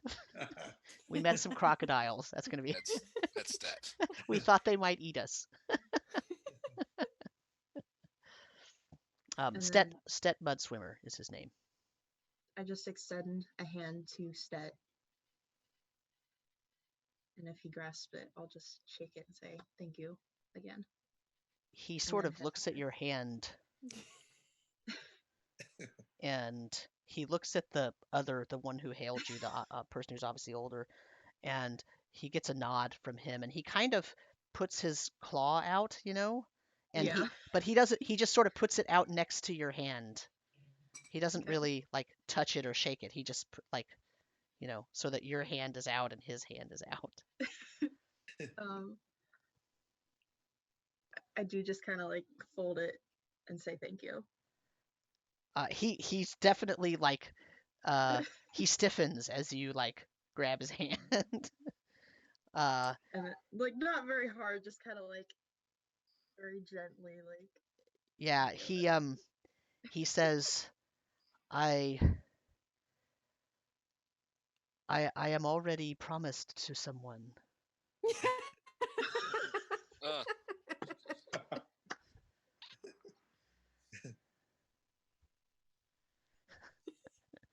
Marcel is definitely laughing on the You almost got married.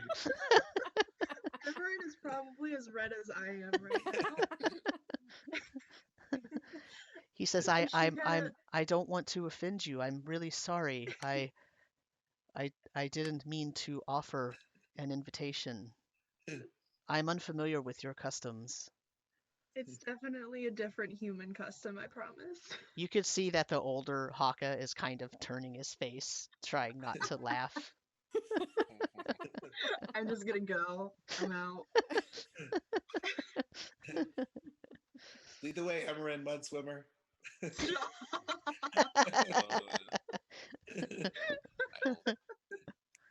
I'll after. Emmeryn shoots daggers at Axley.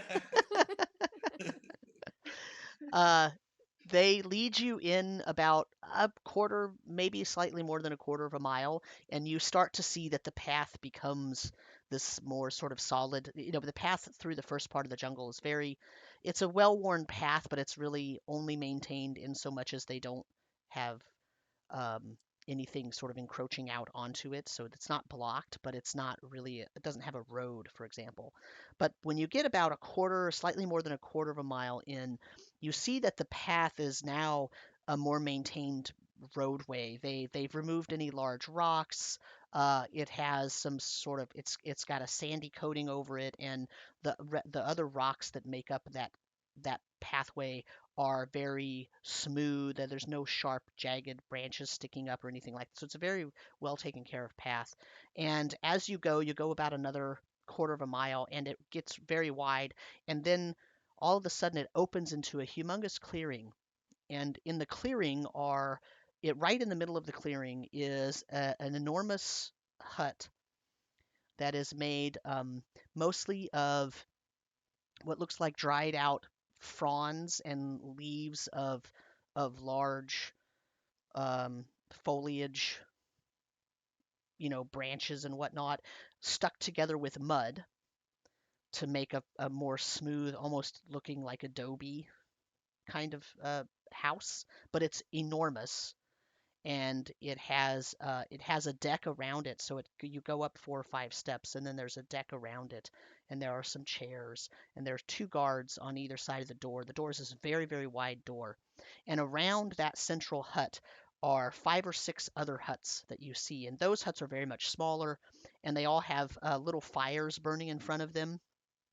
And in between 2 of the huts, there's a small group of Hokka, 2 or 3 Hokka, playing musical instruments. One of them is playing a little, drums, and one of them is playing a flute kind of idea, and one of them is just sort of standing there and swaying to the music. And on the other side, there are between 2 of the other huts, there are some other Hokka, and one of them is sort of painting the face of another one with some kind of substance. It's white, and they're painting their face, and they're sort of you hear a sound that you think maybe laughter as you haven't spent very much time around these creatures, so you're not really sure what laughter is supposed to sound like, but you're kind of getting used to it, and you're pretty sure that based on the cadence and the joviality of those particular individuals, they were laughing and maybe talking to each other and telling each other a joke or something like that. The retinue goes into the very large tent, the very large structure, and you can see that inside this large structure are 3 enormous tables set up in a U shape, and there's food all over these tables. And uh, as you walk up and you're about to go in, the 2 Hokka guards actually step in front of you and put their spears down, and they say something in Hokka, and the one the one young Hokka says, "Oh, we must wait until the Hokka is ready to receive you before we enter the dining hall. It should only be a few minutes. There is a ceremonial change of clothing, I guess you would call it." So a few minutes go by, and then you see that the Hokka comes back out and comes back out of a side room, and he comes and he sits at the U part of the table. So it's not really a U because the tables are long rectangles, but there's two on one side and one sort of at the end of those, connecting them together so it looks like a long U shape. The Hokka is sitting in the middle of that table on the other side, and you can see that he has behind his ear a very, very large, very bright red feather. And as he sits, then the Hokka remove their spears, and they let you enter the room. And the translator from before says, the Hokka would be honored if you would share the head table with us, and sort of motions to chairs on either side of the Hokka. The Hokka is the name of the species, but it's also the name of the leader of the clan. It's a referential title. It's like calling someone Your Honor if they're a judge, or doctor if they're a doctor. So when they say Hokka, they're actually referring to the Hokka, the leader of their clan. He's the one with the red feather in his ear.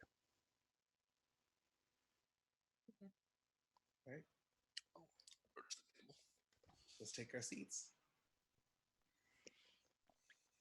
So you all sit. Yeah. We'll let Emmeryn go nearest the Hokka. Okay. So I Emmeryn guess is going to sit Khonnos? next to the Hokka. The translator needs to sit next to Emmeryn. So Emmeryn will be in between two Hokka. I'll sit next to the translator. Okay. Emmeryn didn't like that. I didn't like that. No, I've already proposed to someone on accident.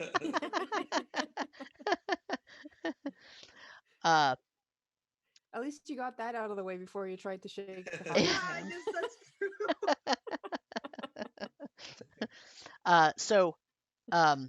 So just about as soon as you're all sitting down, the rest of the Hokka the rest of the clan starts coming in, and they're sitting on both sides of the tables. So the two side tables there are Hokka that are sitting facing each other, and they sit. Nobody gets food yet, but they all sit, and they sort of have these weird kind of like little plate things. They look like enormous leaves, but they're more stiff than like a regular leaf. But that's what they kind of use as plates and bowls. Do they have And to like pile pillows for Axley and I? they actually, if you sit and you're too short, they'll notice, and they bring you several sort of wooden slats to sit on, to add to the chair to make the chair put you taller. Yeah, considering these guys seem to be like 7 feet tall. Yeah, yeah. The table's really tall, and yeah, everything is made for their height, of course. We need child seats. In fact, it was the young one that was 7. The actual Hokka, the clan elder, the leader of the Hokka, he's about 8.5 feet tall. So double my height. Yeah, so double your height. There would have to be like 2 or 3 of you standing on each other's shoulders to reach its height. So once everybody sort of sits and settles, the Hokka clan leader gives a speech, what seems like a speech, and the translator is almost whispering it to Emmeryn. Like the translator doesn't want to too loudly speak and interrupt the clan leader, so the translator basically says to Emmeryn, Hokka is giving thanks to the creatures that gave their lives for us to have this bounty and to allow us to eat and sustain ourselves in these difficult times. And the Hokka pays homage to guests that come, and so you have to fill your plate and take one bite first, otherwise no one will eat.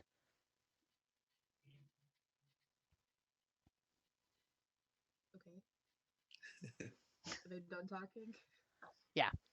Okay, I'm gonna start taking food and then take a bite. Very self-consciously. As soon as you take food, everybody else, all the other Hokka, start filling their plates. But you could see they're watching you intently, and they fill their plates. None of them will take a bite yet. Yeah, once I'm done, I'll start eating. Okay, as soon as you take a bite, they all sort of like almost like put their heads back and do like a huzzah, kind of thing all together all at once. And then they just start piling the food into their mouths. I mean, they're just like shoveling it in. At least you didn't make him wait. This is kind of Emmeryn's nightmare. He's not liking this a whole lot. Didn't really think it was gonna get this. Yeah, thanks for putting me right next to them, Marcel. Oh, hey, you're the captain. Guest of honor. So various Hokka come to as they're sort of finishing up. You see that they come and they say something to the head Hokka, and you don't know what it is. The translator doesn't translate it for you. And then there was something I wanted to do. Yes. While they were doing like the whole introduction or anything at the beginning of the meal, mhm. I'm gonna lean over to Axley and be like, "You can cast comprehend languages, right? Would that let Yes. you understand what they're saying?" It doesn't let me speak it, right? Just hear. Yeah, I think you understand it, but you don't necessarily. Let's check real quick. Yeah, I think you can understand it, but oh, I don't have that card out. Let's find out. Let's make sure, for sure. Also, our entire, well, most of our crew is here, right? Yeah, they came in and they are sitting in various. There's at least 2 of them together at each spot. There's no one that's separated. But they are sort of split up. It's not the whole crew Yeah. on one table. Right. Forced to mingle with a bunch of people who can't speak your language. Let's hope we don't have any cultural offense. Your crew doesn't care. They're like getting a really good meal. I was gonna say, Yeah. at least we get food, like a decent something. Mhm. Comprehend languages. For the duration, you understand the literal meaning of any spoken language that you hear. You also understand any written language that you see, but you must be touching the surface on which the words are written. It takes a minute to read 1 page of text. The spell does not decode secret messages in a text or glyph, such as an arcane sigil that isn't part of a written language. Okay, and how long does it last? 1 hour. Oh, I definitely will cast it for the duration of dinner then. Okay. The people that are the Hokka that are coming up and speaking to the clan, the head of the clan, when they are done, they are thanking the head of the clan for allowing the hunt to occur that brought the food, and for blessing the clan with the food.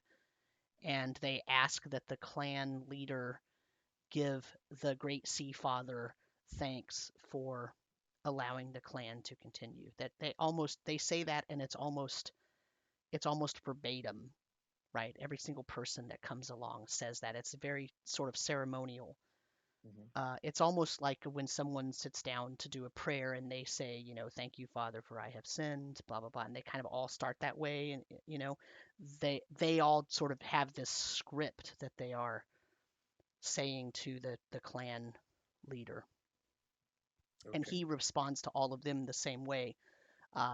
He says, the Great Sea Father recognizes you and appreciates your hard work. Would so I obviously can't hear this, but we heard him mention the Sea Father before. Would we have any inkling as to who that would be referring to in terms of like? Mm-mm. No, but the way that they're using it, it makes you think that that's just their deity or something. Okay, so not like Strabon or something. No, it probably we would know. not be one of your Okay. Okay. gods. Like but it is being used in the same way that like you would thank Goros for, Right. Yeah. something. Okay. Excuse me. So once every single Hokka has completed their meal and come up to the chief and said that, gone through that interaction, they go sit back down and then they don't eat another thing while they're sitting there. They're just talking to each other. And eventually it gets to the point, and you could see that the Hokka are all kind of looking around and making sure that you're all done eating, and they're kind of waiting. And then the chief gets done, and he looks to one side, and there is one of the Hokka over there, beats a drum 3 times, and everyone quiets down, except for your crew members who don't necessarily quiet down as quickly as. I make a motion for them to like shut up. Yeah, shush. They eventually catch on and they quiet down. And the Hokka clan leader stands and he says, and now, I mean, so the translator is telling this to Emmeryn and the rest of you, but Axley can actually hear this, and it's pretty close to what the translator's saying. He says, and now, with the feast over, the duty has begun. Let us celebrate, and let us celebrate when the duty has returned. And he takes the red feather out from behind his ear, very large, bright red feather, and he takes it out and he sort of holds it in his hand with both palms facing up, and the feather is laying across his palm, and he turns to Emmeryn and he presents the feather to Emmeryn. I'm looking at the translator. The translator translates for you exactly what he said. Oh God. I take it. And when you take it, all the rest of the Hokka, they huzzah again. Oh God. And then they sort of get up and they start to, there's some of them are still milling about and sitting and talking, and some of them get up and they go leave, and eventually, after a few minutes, you hear that the music is playing outside again, and you hear them talking and being jovial, and the clan chief says, we are so thankful that the great Sea Father has brought you to us. We are redeemed and rejuvenated, and we appreciate the duty that you are undertaking. I don't like that. What's the duty? Yeah, Emmeryn is. What exactly is this duty that you're talking about?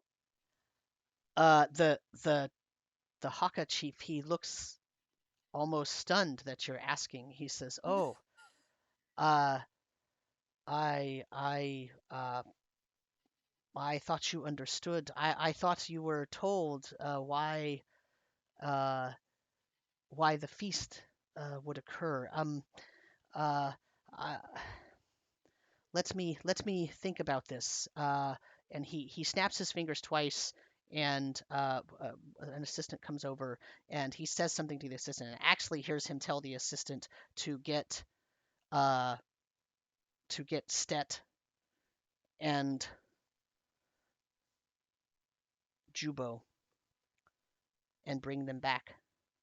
And a few minutes later, Stet, the young one, and the one who hailed you, who towed your ship in, come into the room, and the clan leader goes and speaks to them and basically tells them, explain to the ship what is happening here, what the duty is, and why we need this, and what they have accepted in return for the ceremonial feast.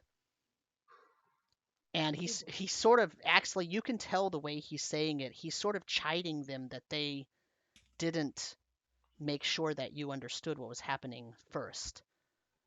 And then he turns and he looks at Emmeryn and he says,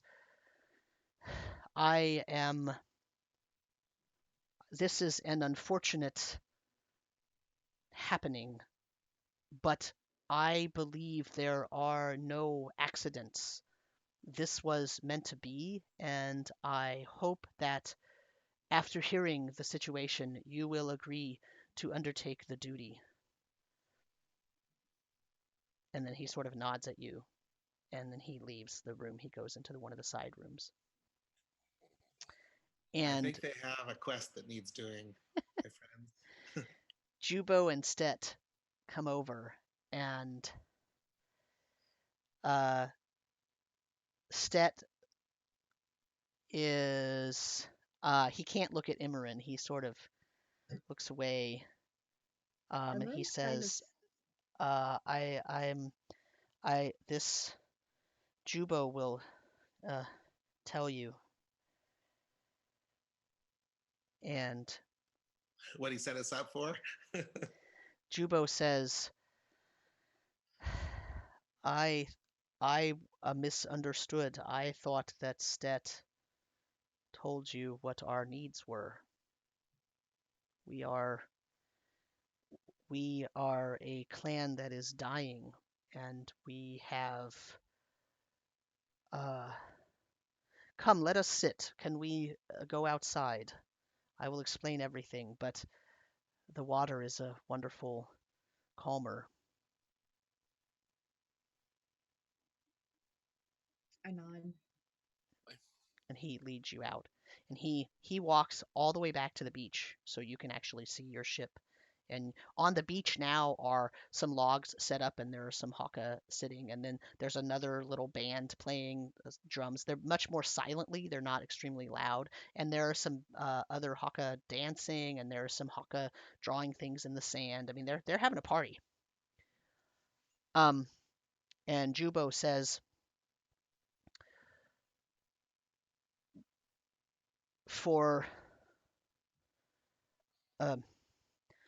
many generations, we were a fertile clan, and the Hokka were controlling this island and many more, and we were prosperous. But we have not had a successful breeding season in 7 generations. And he looks over at Stet and he says, Stet is the youngest of us and was a gift to our clan from another clan, but our clan itself has not had a successful breeding for, well, since me. I am the youngest that is of my clan, and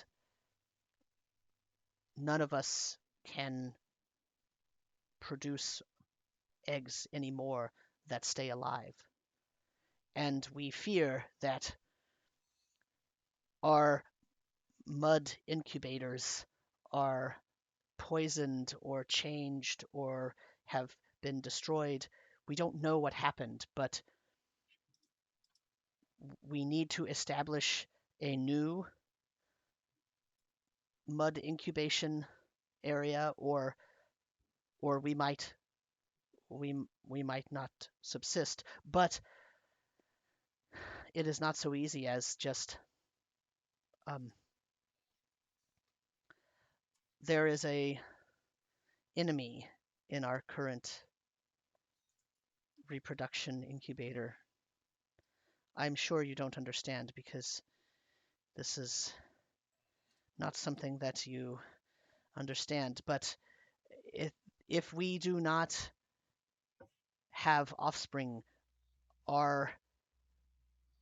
if we do not have offspring, our clan will die. We will all go to the great coral in the sea. We will all go to the great homeland, and we will cease to exist.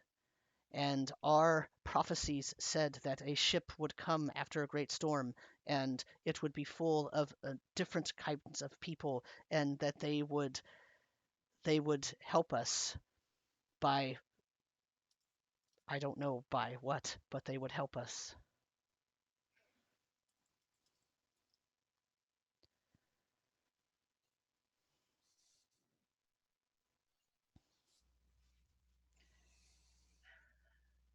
Well, I lost connection, so Khonnos Yep. and Mars. Yeah, I'm about to fix it. Sorry about that.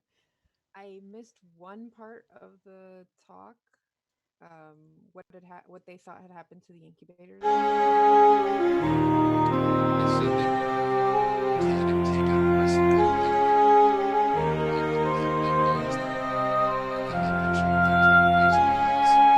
Prophecy that a ship would come after a great storm, crewed with many types of people and bring aid to them. Well, it sounds like our So- coming has been foretold. Here we are. Emmeryn is very quiet for a very long time.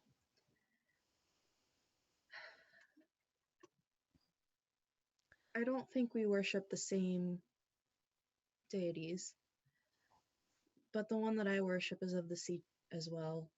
And the Great Storm was probably a push from that deity in this direction. So as long as my crewmates agree, we will help in whatever way we can. I don't exactly understand what's going on, but I understand the implications, and I don't think any of us would allow that to happen. Khonnos perks up at the mention of a great coral and says, I was watching you when that happened.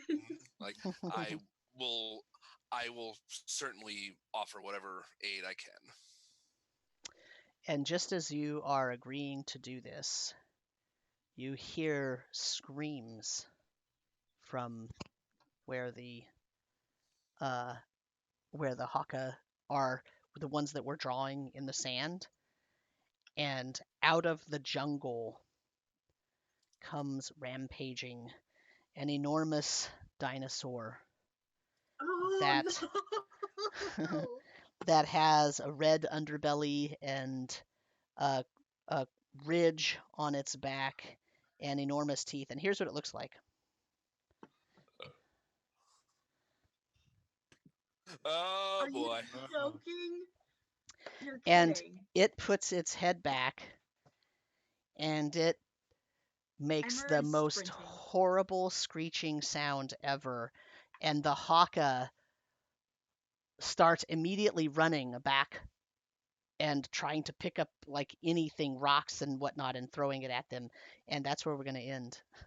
Oh boy. Ah! Crap. Hey, hold the picture up again. Uh, I missed it.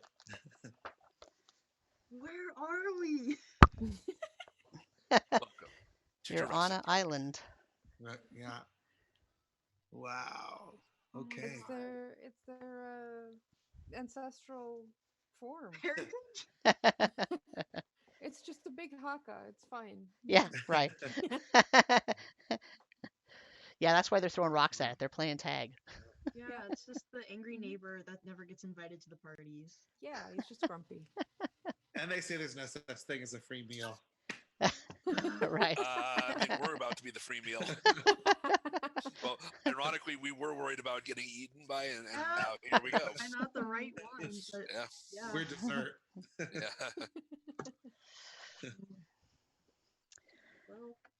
Well, Okay, so we have a few minutes to do a debrief. So, Earl says hi. so you're almost ready to level up to level 5. after we beat the dinosaur, I would hope we level up. If we survive this. If you survive this. It's a good thing I prepped all my spells for a fight. But I want to make sure that everybody is actually ready to level up to level 5. I feel like we've been doing a lot of talking and not a lot of other things mechanically speaking. And it's not that I think that sessions need to always have a battle or something like that. That's not what I mean. But just in terms of, I know that a couple of sessions ago, maybe 3 sessions ago, David, you had expressed to us, to me, to the group, that you felt like you weren't quite sure exactly what Axley could even do in some cases. Well, it seemed like, I think specifically it was like level 3 is where you get like a real heavy serving of like new abilities and Yeah. spells, right? I don't. Is level 5 more of that, or is it?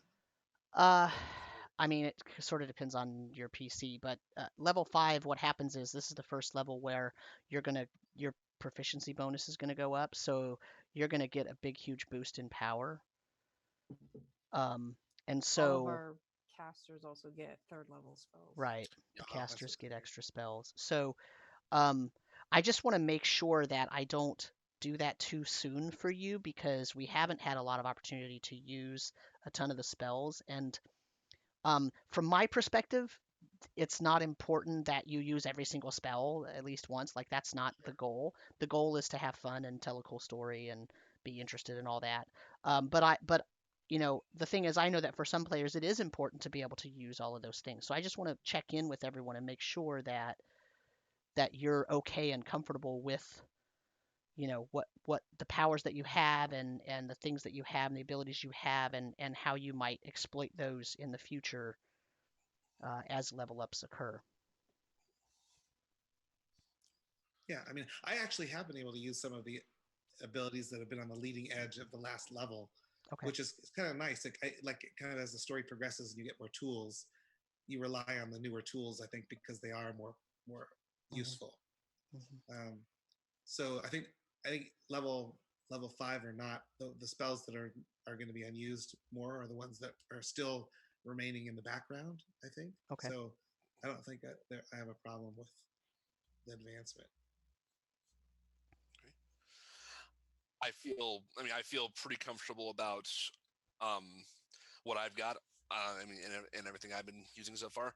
I was sort of mapping out maybe some kind of future directions for Khonnos as far as like what sort of the abilities and things to kind of look at getting.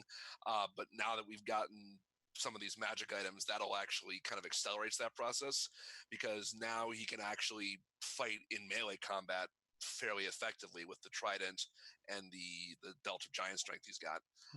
So that'll be fun to play around with now for next time. I had originally taken Shadow Blade to kind of overcome for the fact that I don't really get any kind of major weapon proficiencies. So I'm going forward because or whether to swap it for something else. We will try it out the next time this with this next encounter we're going to do and kind of see like how well it works. Okay. But it's like when I got the trident, like when I got both the trident and the belt of giant strength, like okay, that kind of makes Shadow Blade slightly redundant. So possibly I could look at something else. But Yeah. I picked it because I wanted because I'm also curious to try it out and see how well it works. So I figure I might as well at least get some use out of it before I say okay, well let's swap this out. Okay. Cool. The biggest thing for level 5 for me is going to be what invocation do I want to go with next? Because I've got a couple of things that like it could either something that could either just a couple of things that could help me personally or something that could help the whole group with some environmental things we've got. Okay. What about you, Nina? I feel fine with it. Being that I've been looking through like the 3rd level spells, like excited for the next level up because there are a couple 3rd levels that I really like, that I think Emmeryn will take full advantage of. And looking through all my spells, I like being a cleric because I can pick them every day, and I have pretty much unlimited access to whatever is given to me. Okay. So I've been looking at those, reading them over, seeing what they do, what's required. And I think in this next encounter, I'm going to try a little bit more of the buffs and debuffs, like Bless and Bane. But you know, fighting from the back a little bit, but also with the new mace coming to the front after kind of bolstering everybody else up, I think is a good strategy for Emmeryn. And, you know, I feel relatively comfortable going up to the next one. Okay. Karu, any thoughts? Mine's probably going to be about us on that level. I get 1 new spell and 2 spell slots for level 3, so it's probably going to be looking over my spells, see if I want to switch anything, because I believe I can switch 1 spell at least on level up.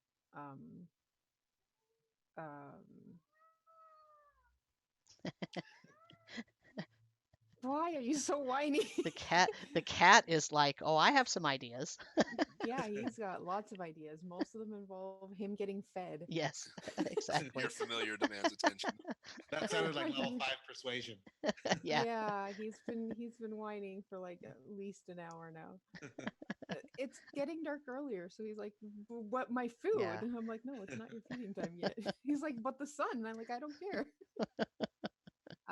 But yeah, it's pretty straightforward for me in terms of leveling to 5. Honestly, I think the interesting thing is going to be when we hit 6 for me, because then I get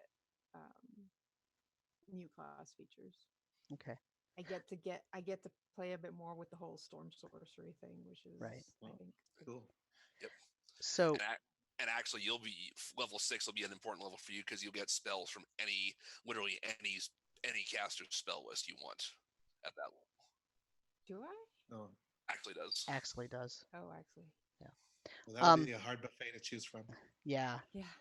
So the other reason I'm asking this is because the Rudy and James, the ones who run the network that we stream this on and that host the podcast, they were asking me how many more sessions I thought would be in this season, and I'm estimating that there are probably going to be 6 more sessions on this particular story arc, and that probably sounds really, really fast to you, but you basically have the majority of the information you need, and you know where you're going. And so it's going to happen pretty quickly that once you actually sort of get to Kalport, it's going to be like, boom, okay, we know exactly what we need to do now because we're going to compile all this information that we have. Not that it's predictable, but it's relatively predictable in terms of what things you can find out and where I think you're going to choose, although you might surprise me. So here's why I'm bringing that up, because that puts us right at the end of December, maybe the middle of January for finishing this particular game. And then we have a choice to make. And well, so actually before we get to that choice, so what that also means is that by the time we get to that December/January timeline, you're probably going to be level 10, maybe level 11, Okay. which means the leveling up is also going to accelerate so that you can actually meet the challenges that are going to come at you at the end of this thing. Okay. So I'm just kind of putting that bug in your ear because I want you to understand that we had a really slow start in terms of leveling, and now you're kind of you're just going up the hill, and it's going to be an exponential rise at this point. So you might want to look ahead the next couple of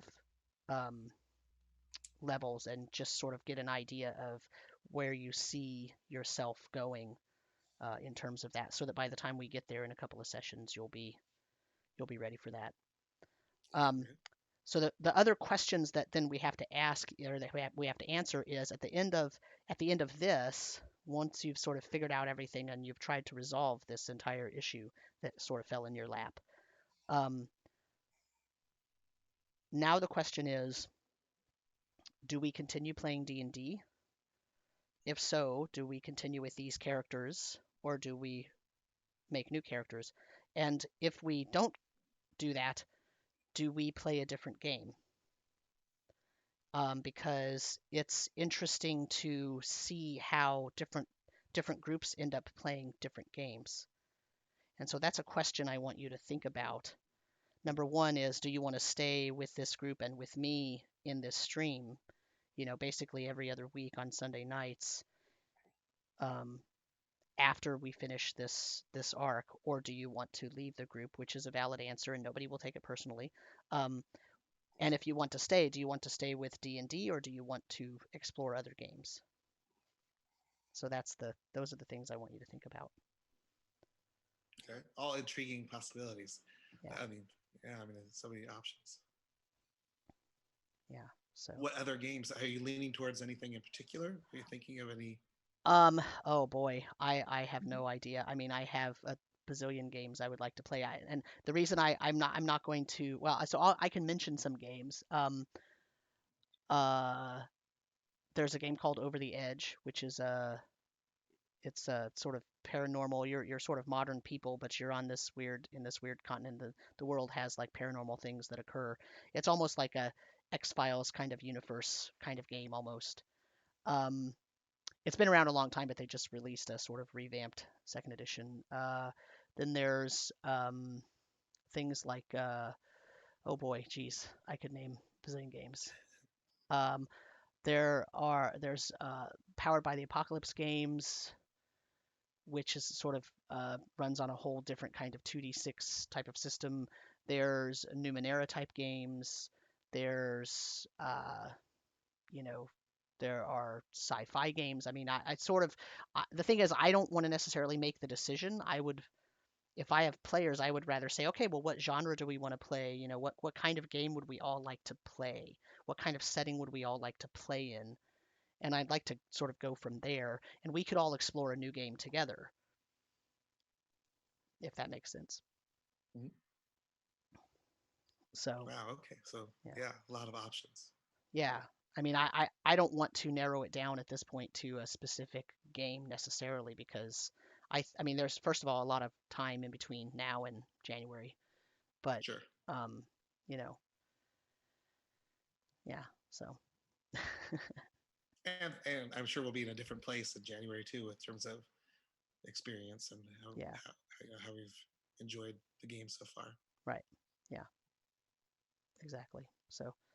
I know not everybody plays as many games as I do. I know Karu plays a lot of different games. But I mean, a lot of people have only played D&D, and that's fine. There's nothing wrong with that. But if we wanted to stretch out and try different systems, we could do that. I'm totally open to that. If we voted to do that. I mean, I'm enjoying this, and I mean, I generally enjoy playing D&D a lot. But I mean, don't have as much experience with other types of games, but there's other ones I wouldn't mind trying. So, yeah, if there's something good that comes up, I'd be open to that. Okay. Excellent. Well, I mean, we'll also take like an official tally, and we'll figure out. At the end of this thing, you all might hate me, so I'd say screw it. I'm not playing with that guy anymore. That better not happen too bad. I'm still your DM in another game. Ooh, yeah. Leverage. Yeah. I'm gonna have to kill off Taito. There was one other question that flew out of my head.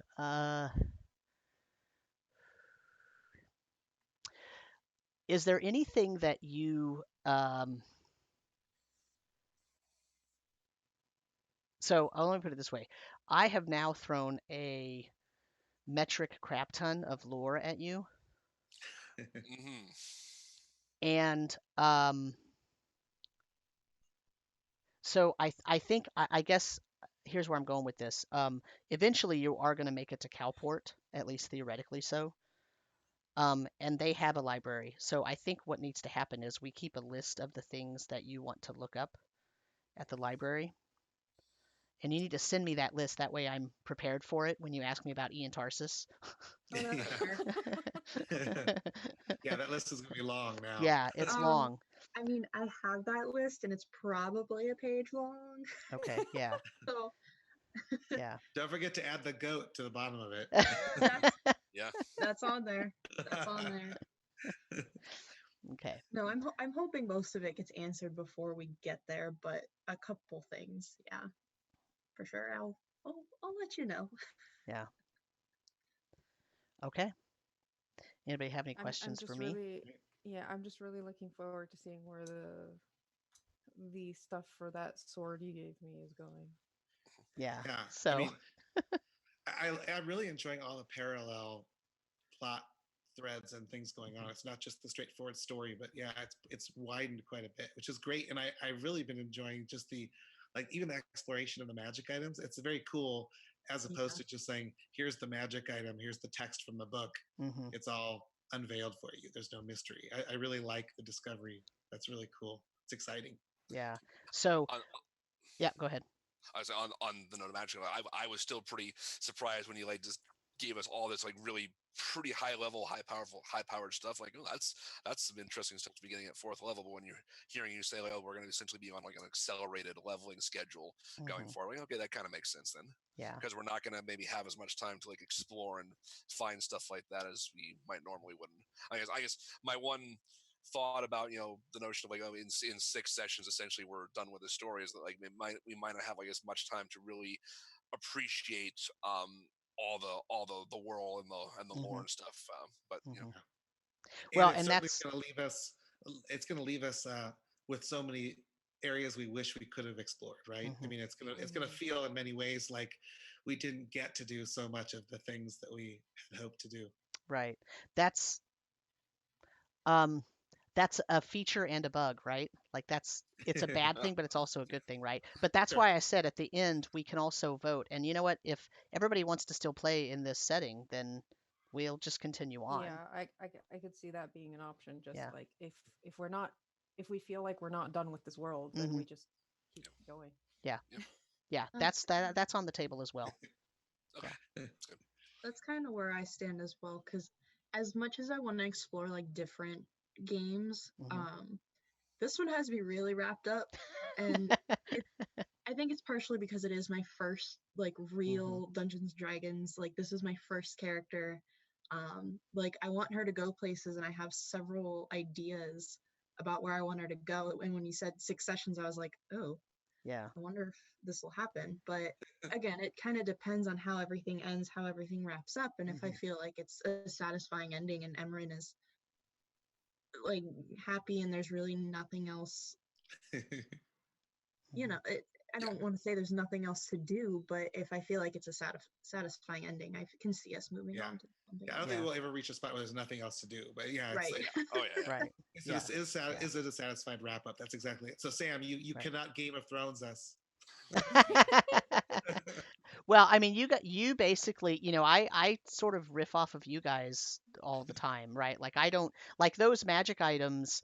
I didn't have those created at the beginning of the game and said, "Oh, eventually they're going to get these." I like waited for, okay, I kind of know your characters now. I kind of know your opinions and how you're working, and I know sort of I can now work in some lore into these items that will be meaningful to you. And so now I can create items. And if it's not meaningful to you yet, then it will be because now I know exactly what you have and what that thing is going to do to you. Because all magic items have a drawback, right? Yep. Yeah. There's mechanical drawbacks, and then there's okay, but now there's this influence in your life that is noticeable, right? And I didn't send those magic items to everybody, right? So Marcel, uh, Karu is the only one that has the information about that sword, and Khonnos is Matt's the only one that has the information about the robe and the trident, and et cetera, et cetera. So unless you choose to share that with each other, you're the only one that knows that until it comes out in the game. So, and Which basically will be those fun. things by the end it's designed to those things will come out. So Cool. I think my goal for this was going to be basically survive with my own mind and personality intact at this point. Now I've got a couple. Now I've got a couple different things kind of pulling on some of these threads. There's a lot of people in there now. Huh? Which Yeah, Tempest am I talking to? a little bit. perhaps perhaps all right, well, I think we are good to go and into this if no one has any other comments or questions. November 3rd is our next session. Let me check my calendar. It looks like. Oh, my calendar. There it goes.